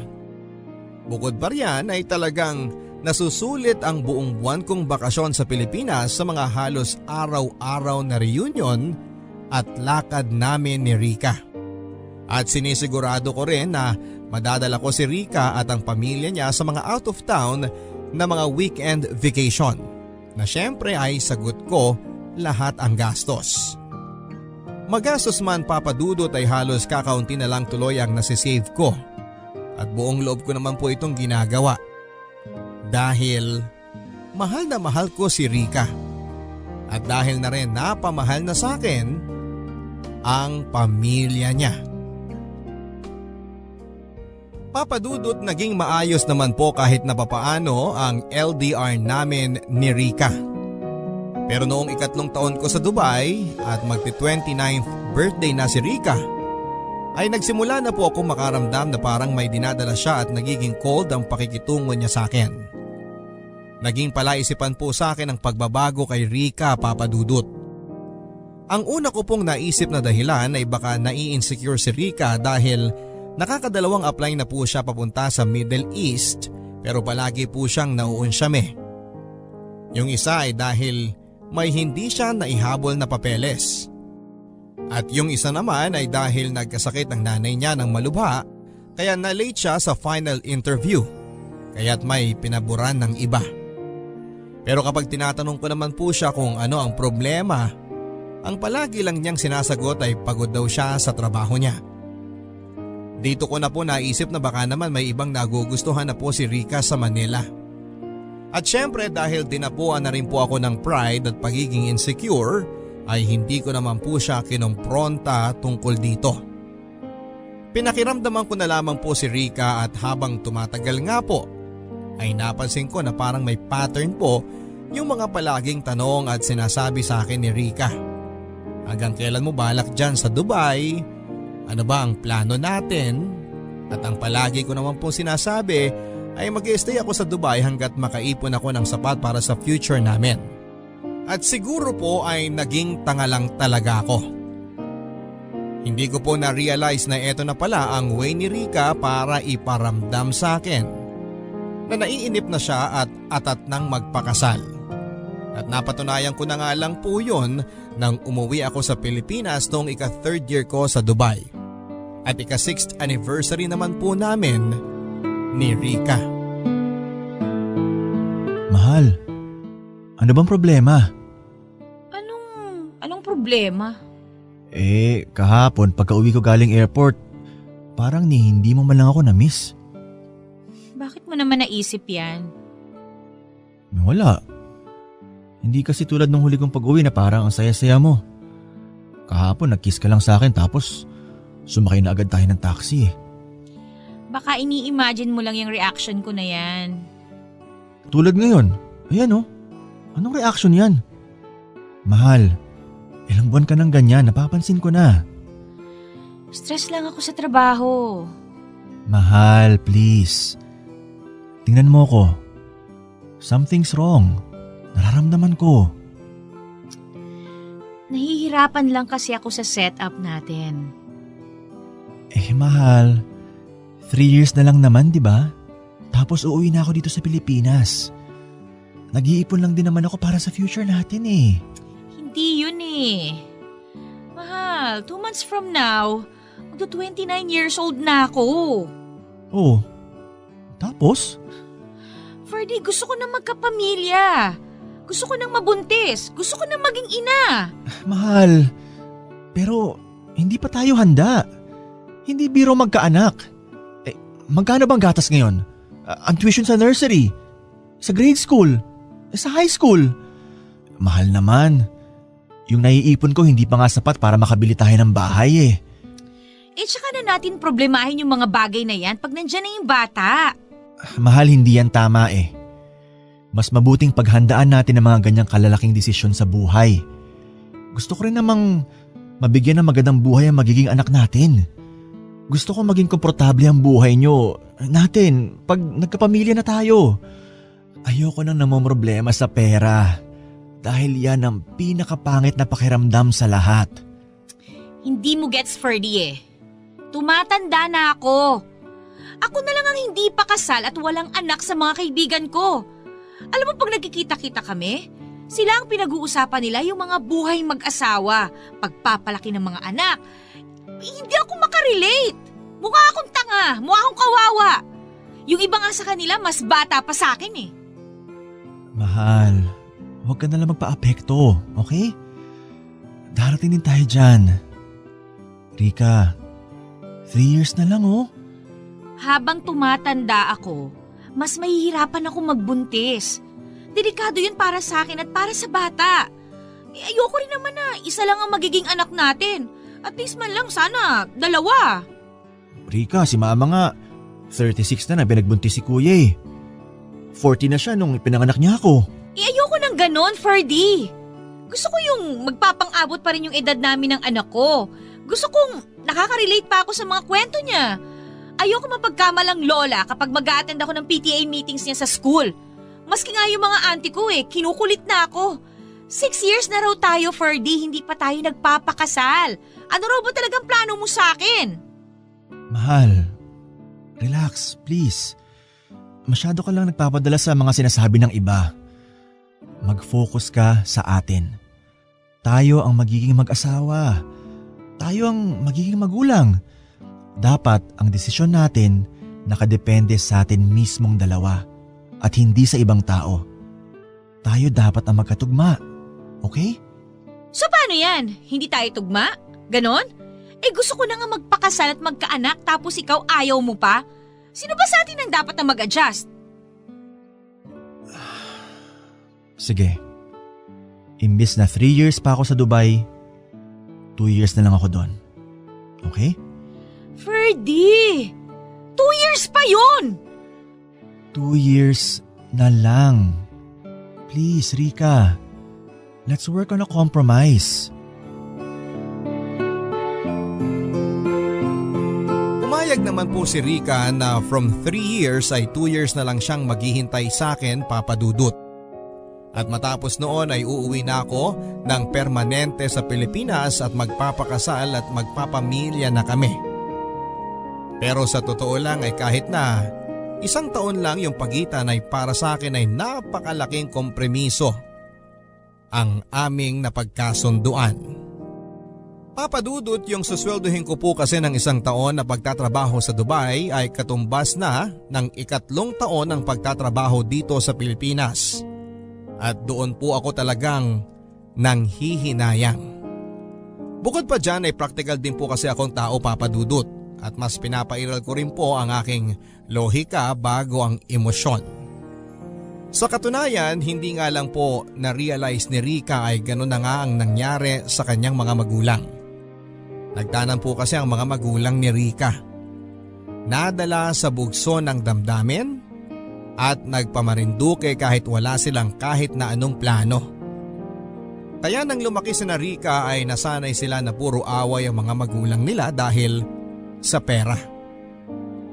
Ang dating sweetness ng mga magulang niya ay nagtagal lang ng 1 o 2 taon at nung naranasan nila ang problemang mga praktikal ay nabuwag ng agad-agad ang magandang samahan ng dalawa at nauwi na nga sa panay-panay na away at pambababae ng tatay ni Rika. Nauunawaan ko rin naman po na maaaring napipressure si Rika sa mga estado ng kanyang mga kaibigan, pati na ng expectations ng kanyang mga kamag-anak.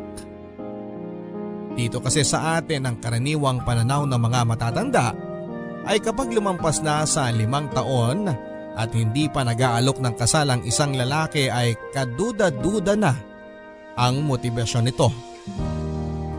Ang hindi naman po nare-realize ni Rika ay hindi naman lahat ganon. Iba kami. Iba ako. At sa tingin ko ay na-prove ko naman sa kanya sa pagiging tapat ko sa kanya at sa pagbibigay ko ng sustento sa kanya at sa kanyang pamilya na seryoso ako sa kanya. Pero sa kasamaang palad, parang mas nanaig kay Rika ang pagtingin at sasabihin ng ibang tao kesa sa ang maging responsable at paghandaan ng aming kinabukasan. At ilang buwan nga po mula nang ako ay bumalik sa Dubai ay nakaramdam ako ng panlalamig ng muli kay Rika. At sa pagkakataon pong yun, Papa Dudut, ay may pakiramdam ako na may iba na siya. Oh, kumusta ang work mo ngayon? Okay naman. The usual. Okay. Hi, Rika. Arman! Uy, sige, Lika, upo ka dito. Ay, busy ka yata. Hindi naman. Kausap ko lang si Ferdy. Ay, sorry. Baka nakaka-istorbo ako sa'yo. Hindi. Okay lang. Sino yan? Mahal. Si Arman pala, yung bagong co-trainer ko dito sa office. Siya nga pala, mahal. Usap na lang tayo mamaya pag uwi ko. Kasi may pag-uusapan pa kaming project nitong si Arman eh. Ha? Lunch break mo Trabaho pa rin pag-uusapan nyo? Hindi ba pwedeng during office hours na lang? Busy na kasi kami mamaya. Ngayon lang kami may free time kasi para naman to dun sa upcoming company party namin eh. Sige. Mag-usap na kayo dyan. Okay, sige. Love you! Naku, baka mamaya magselos na sa akin yung boyfriend mo Hindi. Okay lang yan. At saka 3 months from now pa naman yung company party natin And ano yung project na sinasabi mo? Wala. Sinabi ko lang yun sa kanya. Hala, bakit? Ang sama nito Ay, nako. Nabubwisit na kasi akong kausap yan minsan eh. Oh, bakit naman? Wala lang. Kasi, ganito na lang kami palagi eh. Ulit-ulit. Tatawag siya ng lunch, mangungumusta. Tatawag siya ng hating gabi, mangungumusta. Kahit na antok na ako. Then the next day, gano'n na naman. Mahirap talaga LDR, no? Gano'n na ba kayo katagal? 6 years na kami. 3 years na LDR. Ha? Ang tagal nyo na pala? Oo. Anong balak ni Ferdy? Kailan daw kayo magpapakasal? Ewan ko dun. After 2 years daw. Oh, bakit? Ayaw mo nang hintayin? Buryong na ako, no? Gusto ko na mag-asawa.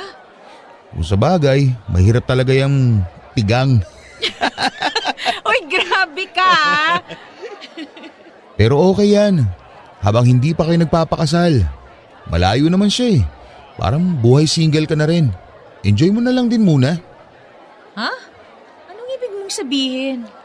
Basta, kung nabuburyo ka na, nandito lang ako. Turuan kitang mag-gardening. Talaga?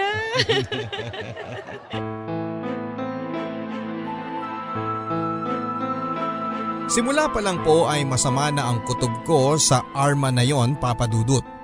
Kapag nagkikwento po kasi si Rika at nababanggit nito si Arman ay parang namumula siya. Pero kapag normal lang na usapan namin ay parang bagot na bagot siya at hindi makaantay na matapos na kami sa usapan. At nang tumagal nga po ay may mga araw nang lumipas na hindi kami nagkakausap dahil busy daw siya sa trabaho. At dahil po sa pagbabagong yon kay Rika ay naging insecure po ako, Papa Dudut.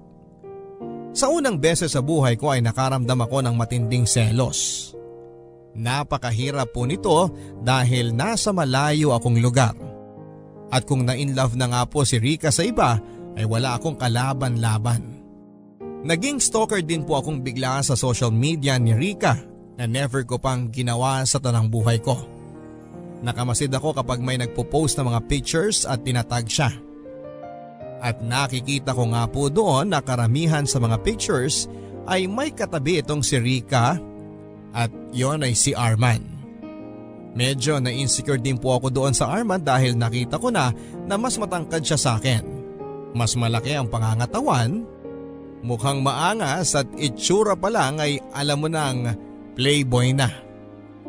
May mga sandali na talagang inaatake po ako ng insecurity at pagiging seloso, Papa Dudut. At may mga times na talagang halos bitawan ko na ang lahat sa Dubai at bumalik na ako sa Pilipinas para lang malaman kung iniiputan na nga ba ako sa ulo ni Rika. Handa na ako ma-blacklist sa trabaho ko at sa Dubai para lamang kay Rika. Pero nilalabanan ko po ang aking insecurity at pagsiselos at iniisip ko na lang na kung talagang mahal din po ako ni Rika ay hindi niya ako ipagpapalit kahit na kanino man. Anumang klaseng mga pagsubok o temptasyon ang dumating sa amin.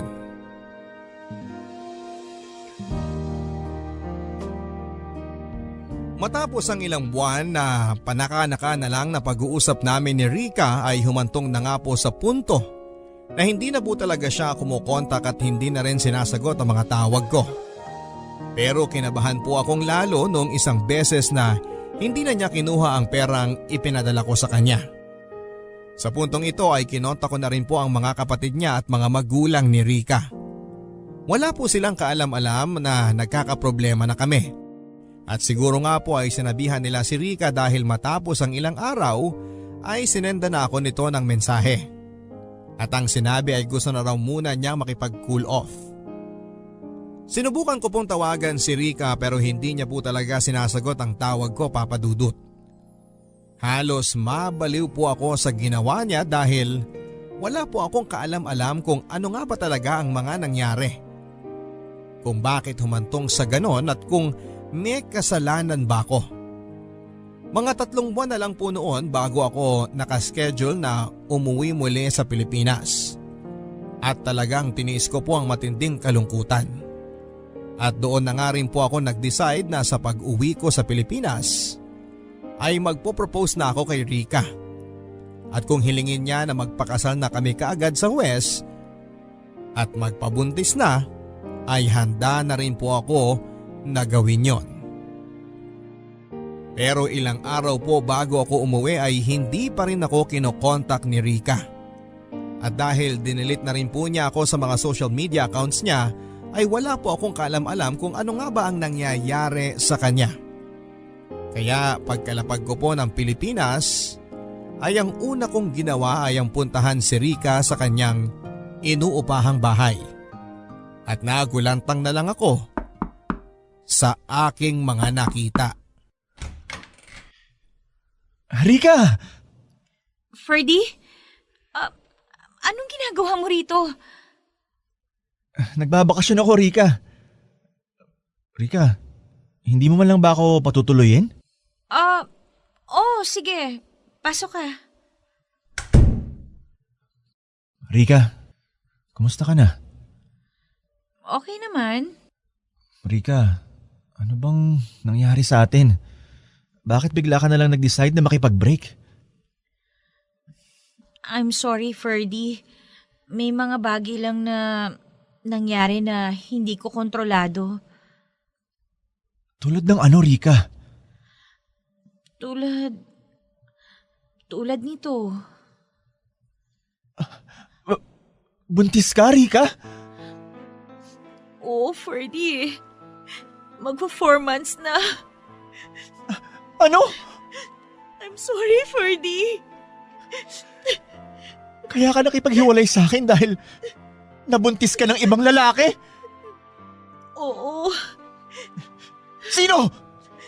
Huwag mong sabihin yung Arman na yan ang nakabuntis sa'yo! Oo, Ferdy. Anak ng... Sinasabi ko na nga ba eh! Ferdy! Bakit mo sa akin nagawa to, Rika? Ferdy! Ano ka ba naman? Bakit mo sinusuntok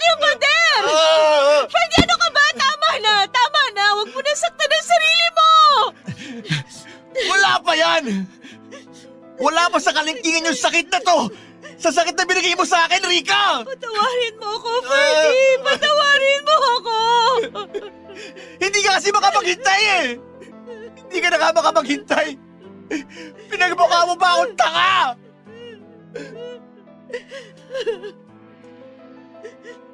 Ferdy! I'm sorry! Nagkamali ako! Ayaw rin akong panagutan ni Arman! Ano? Akala ko mahal niya ako eh! Akala ko pananagutan niya ako! Pero hindi, Ferdy! Iniwan rin ako ni Arman! Hayop talaga yung Arman na yan! Pumasok-pasok lang siya sa relasyon natin para manggulo! Tapos ikaw! Pumayag ka naman! Kahit na hindi mo pa yan kakilala! Kahit na 6 na taon na tayo! Kahit na may boyfriend ka na nagkatrabaho at nagpapakahirap sa abroad para sa kinabukasan mo! Patawarin mo ako, Ferdy! Ferdy! Mahal pa rin kita, please! Please, sana matanggap mo pa rin ako kahit na ganito yung nangyari. Ano? Gusto mo akuin ko yung bata na bunga ng pagkakasala ninyo? At ng pagiging makati mo? Ferdy! Patawarin mo ako! Ang kapal na mukha mo, Rika! Hindi. Tapos na tayo. Minsan mo lang ako pagmumukhaing tanga. Hindi na mauulit yon. Ferdy! Ferdy! Sa totoo lang, Papa Dudut, ay bago ako umuwi sa Pilipinas ay inihanda ko ng aking sarili na may ibang lalaki na nga si Rika. Inihanda ko rin na ipaglaban siya. Pero ni sa hinagap ay hindi ko po naisip na sa pag-uwi ko ay ang bubulaga sa akin ay ang nakaduster na si Rika. Tumaba ng kaunti dahil yun pala ay nabuntis na siya ng ibang lalaki. Halos mabaliw-baliw po ako noon, Papa Dudut. Ang buong-buwang bakasyon ko sa Pilipinas ay nauwi lang sa pag-iyak at pagkukulong ko sa kwarto. Alalang-alala sa akin ang mga magulang at mga kapatid ko.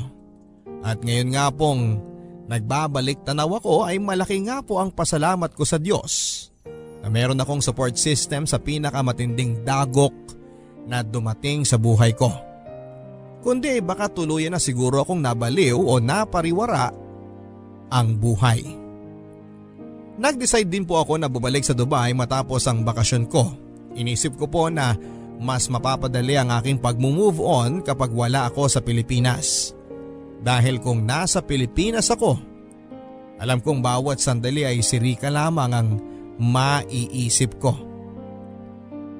At ang masaklap nga po niyan ay puro magagandang alaalang naiisip ko sa kanya.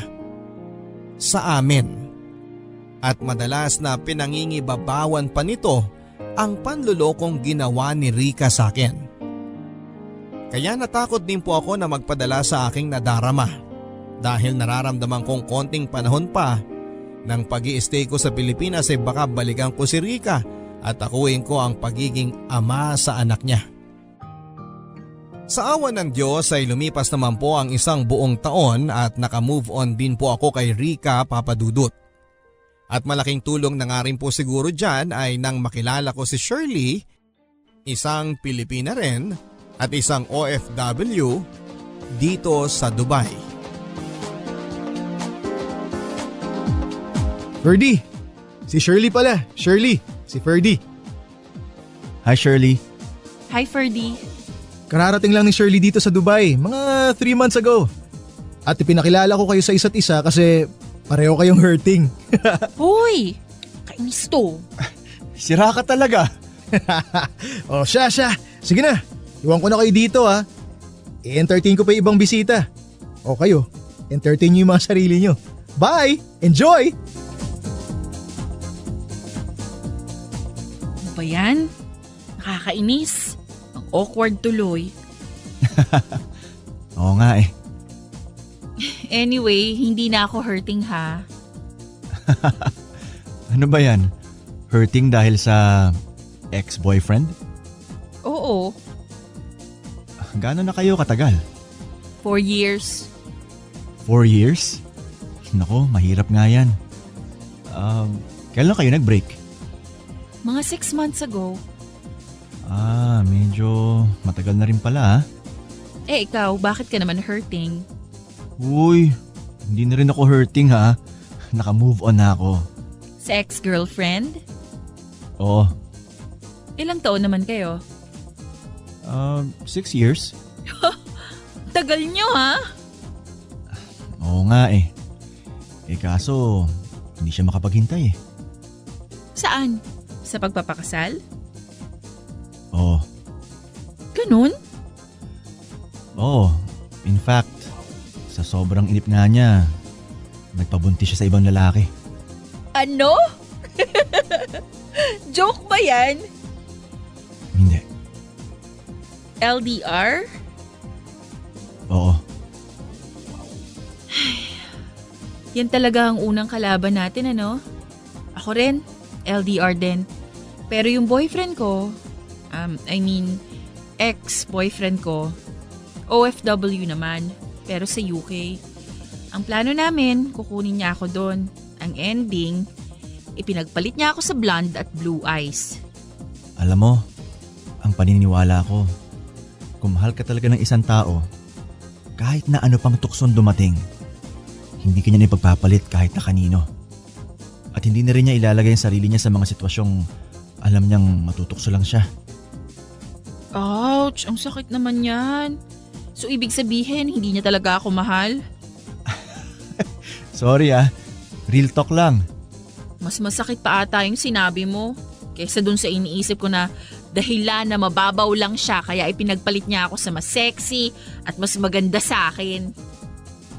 Bakit ka naman may insecure? Ang ganda mo kaya. Sus! Bolero to! Hindi Real talk din yun. Mukha mo!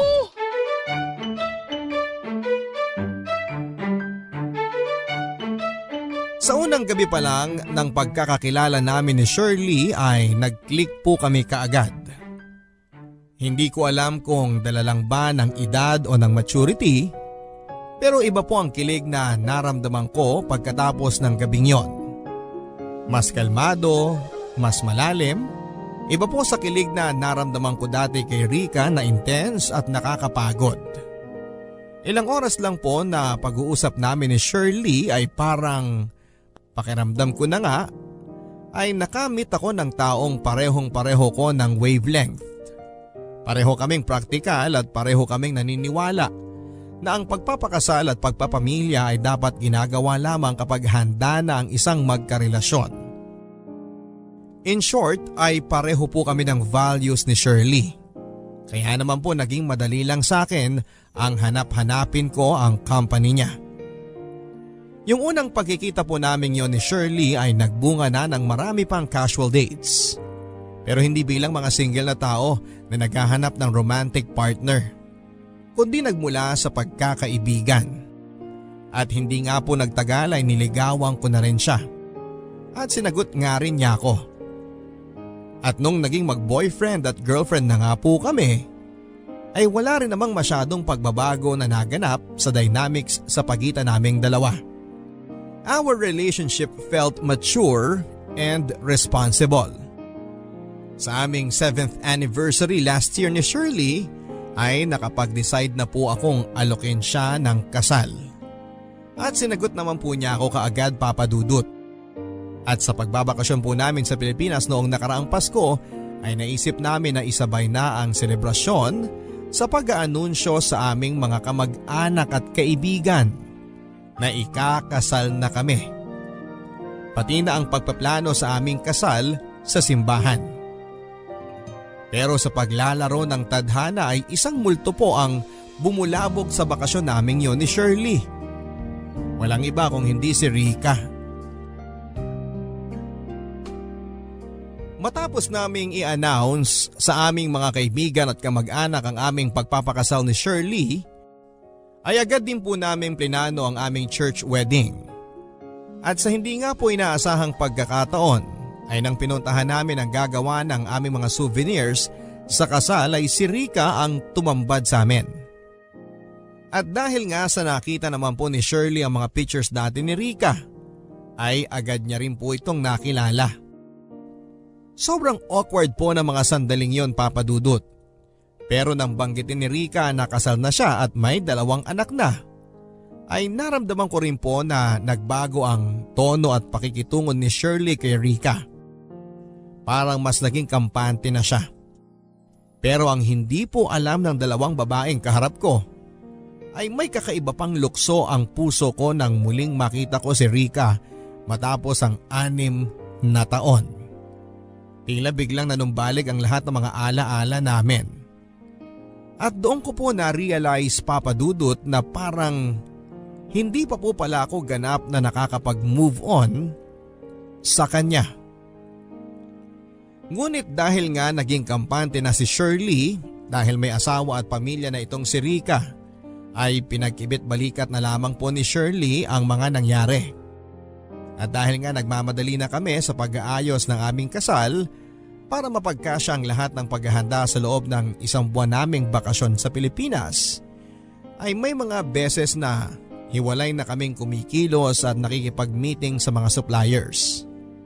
At sa gulat ko nga po ay sinabi ni Shirley na ako na raw po ang bahala sa mga souvenirs at sa pakikipag-usap kay Rica. Hindi ko nga po alam kung sobrang tiwala lang sa akin ni Shirley o paraan niya yon para subukin ang katapatan ko at ang desisyon ko sa pagpapakasal. At sa totoo lang po, Papa Dudut, ay medyo kinabahan nga din po ako para sa sarili ko na makausap ko si Rica na kami lang at wala si Shirley. At sana nga po, Papa Dudut, ay hindi ko na nga din talaga inilagay ang sarili ko sa sitwasyong yon dahil nagpatukso po ako. Hi, Ferdy. Tuloy ka. Hi, Rica. Wala si Shirley? Kausap niya kasi ngayon yung designer ng gowns eh. Okay. By the way, pasensya ka na kung dito lang tayo sa bahay nagkita ha. Nagka-problema kasi dun sa stall ko eh. Hindi. Okay lang. Siya nga pala, ito yung mga samples sa mga potted plants for Suvi. Hala! Naku, sorry. May mga sulat-sulat. Ito pa to.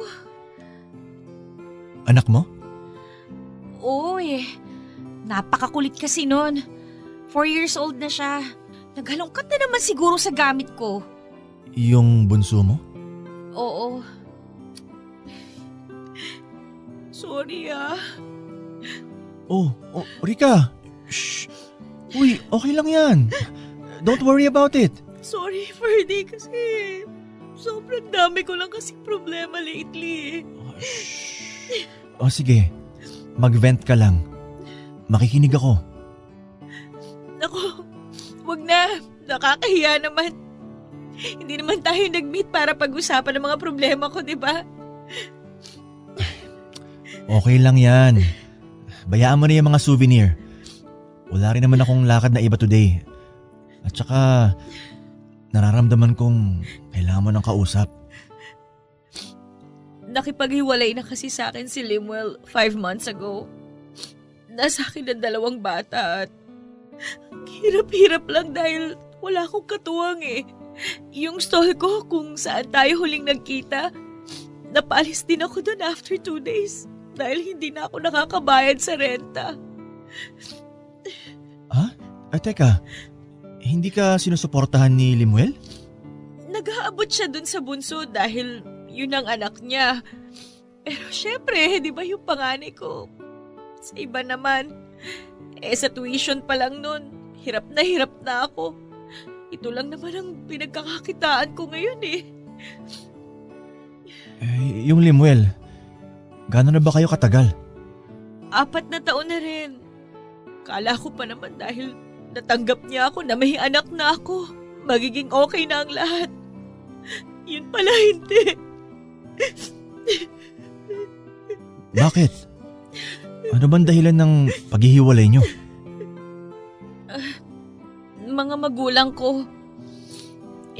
Ako rin kasi yung sumusuporta na sa mga magulang ko dahil walang trabaho yung bunso namin, si Lester. Tapos yung si Rowena naman, may pamilya na rin at hirap sa buhay. Actually kasi, for the longest time, si Lim wala nagbibigay ng pera sa mga magulang ko. Pero nung malaman niya na nag-stop na pala na magbigay yung mga kapatid ko sa mga magulang ko ayun, nagalit siya. Bakit daw kami ang kumakargo samantalang yung mga kapatid ko walang pakialam? Ayun, nauwi sa away, sa sumbatan. Ang totoo nga niyan, nung malaman ko na ikaw pala yung groom, gusto ko na sanang tumanggi.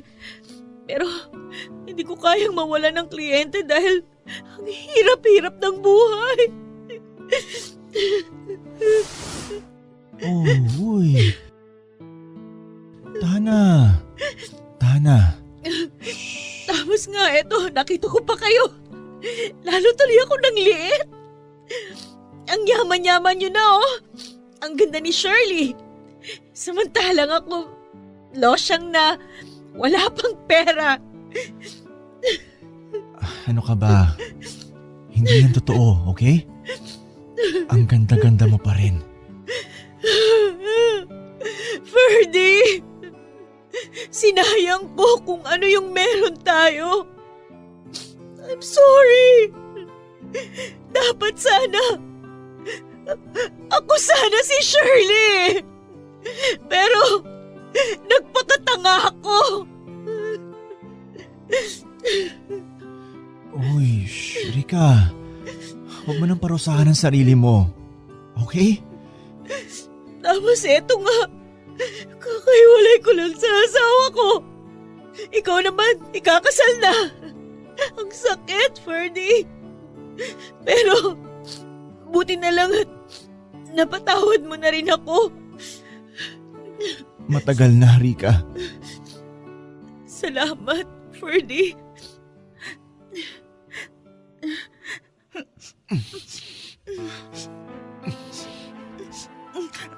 Ferdy, ikakasal ka na, di ba? Alam ko. Pero, mahal pa rin kita.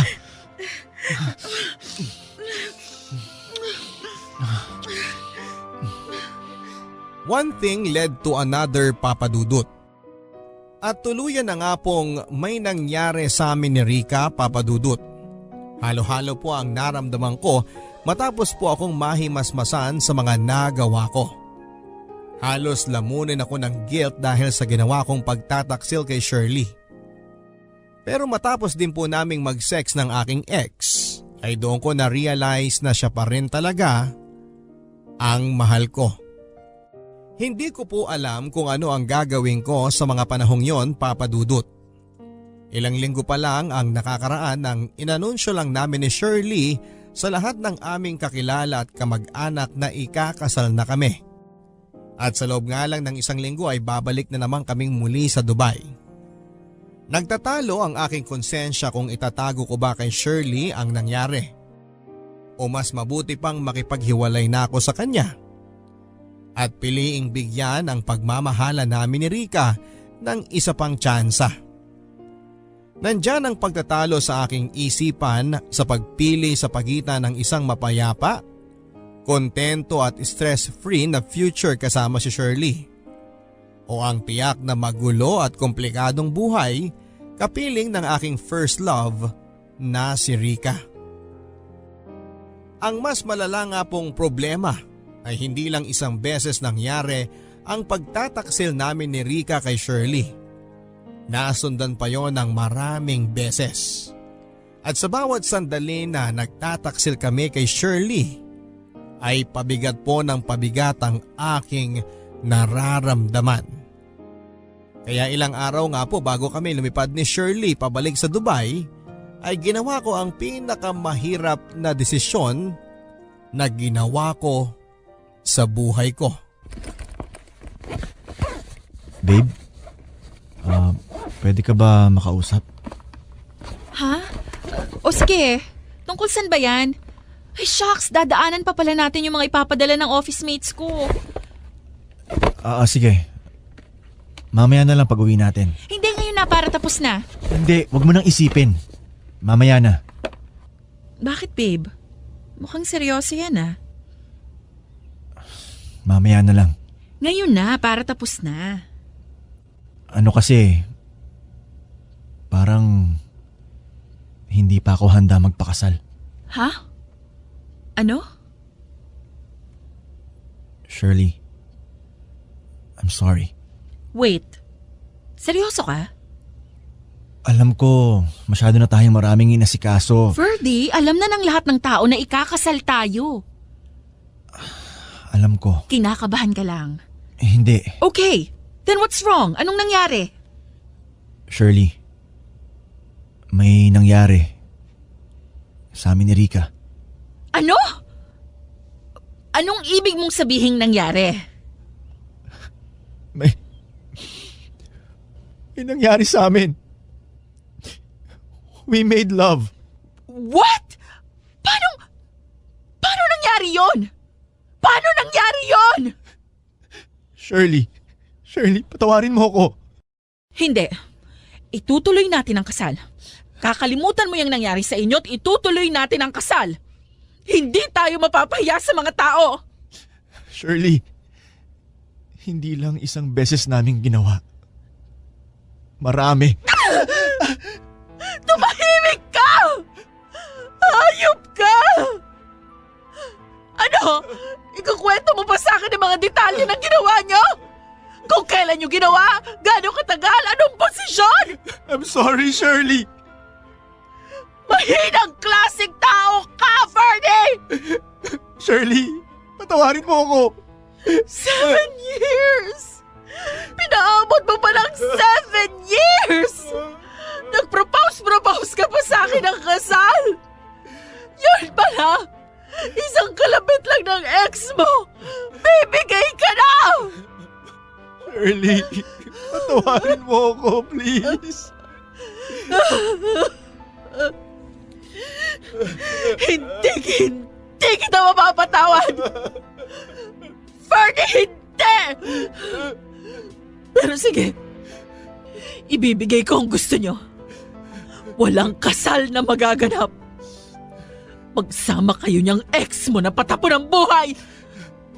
Papanoorin ko na lang na bumagsak ang buhay niyo dahil dyan sa pagiging marupok mo at malandi niya. Papanoorin ko na lang na karma ang maghiganti sa inyo. Ngayon, lumahis ka sa harapan ko. Ayoko nang makita ang pagmumukha mo! Hindi po natuloy ang kasal namin ni Shirley. Hindi na rin po ako bumalik sa Dubai at sa ngayon ay 5 months na kaming nagsasama ni Rika. Nang dahil din po sa ginawa ko ay nawala na rin po ako ng mukha na humarap pa sa mga kamag-anak at kakilala namin. Higit sa lahat, Papa Dudut, ay hindi ko po madala at maipakilala si Rika sa mga tao dahil alam ko na huhusgahan lang nila ito at hindi pakikitunguhan ng tama. Kaya po sa ngayon ay para kaming mga outcast ni Rika. Nangungupahan po kami sa isang maliit na apartment at ako nga po ang tumatayo na tatay ng mga anak niya. At para nga pong nagdilang anghel si Shirley sa mga sinabi niya dahil 2 months ago ay kinailangang ipa-opera ang puso ng nanay ni Rika. At dahil wala rin naman pong sapat na pera si Rika, ay ako na rin po ang nagbayad sa lahat. Noong una ay balak pa namin na magtayo ng sariling negosyo ni Rika at budgetan ang pagpapaanal niya sa asawa niya. Pero nang dahil nga po sa mga nangyari ay halos kalahati ng naipon ko sa pagtatrabaho ko sa Dubai ay nagastos na namin. Dito ko po na-realize kung gaano lang talaga kabilis maubos ang pera sa Pilipinas. Lalo pa kung may trahedya o sakit na dumating. May mga sandali po na napapaisip ako kung tama nga ba ang naging desisyon ko, Papa Dudut. Na-realize ko lang din po kasi nitong nakaraang lang na kung tutuusin ay 2 taon ko nga lang talagang nakasama si Rika. And the rest ng aming relasyon ay LDR na. Samantalang si Shirley ay talagang nakasama ko sa Dubai at nagkakilanlang kami ng husto sa 7 taong relasyon namin. Kaya hindi ko rin po maiwasan na maikumpara kay Rika itong si Shirley dahil sa ngayon na araw-araw ko siyang kasama ay napapansin kong hindi talaga compatible ang ugali namin. Pero magkakwarenta na rin po ako, Papa Dudut. Pagod na ako.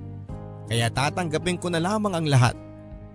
Mahal ko din po si Rika at pinili ko na po siya kaya iiwasan ko na lang po na mag-isipan ng mga what if. At susubukan ko na lang na panindigan ang naging desisyon ko sa pagpili ko sa kanya. Ang inyong kapuso at kabarangay forever, Ferdy. Forever.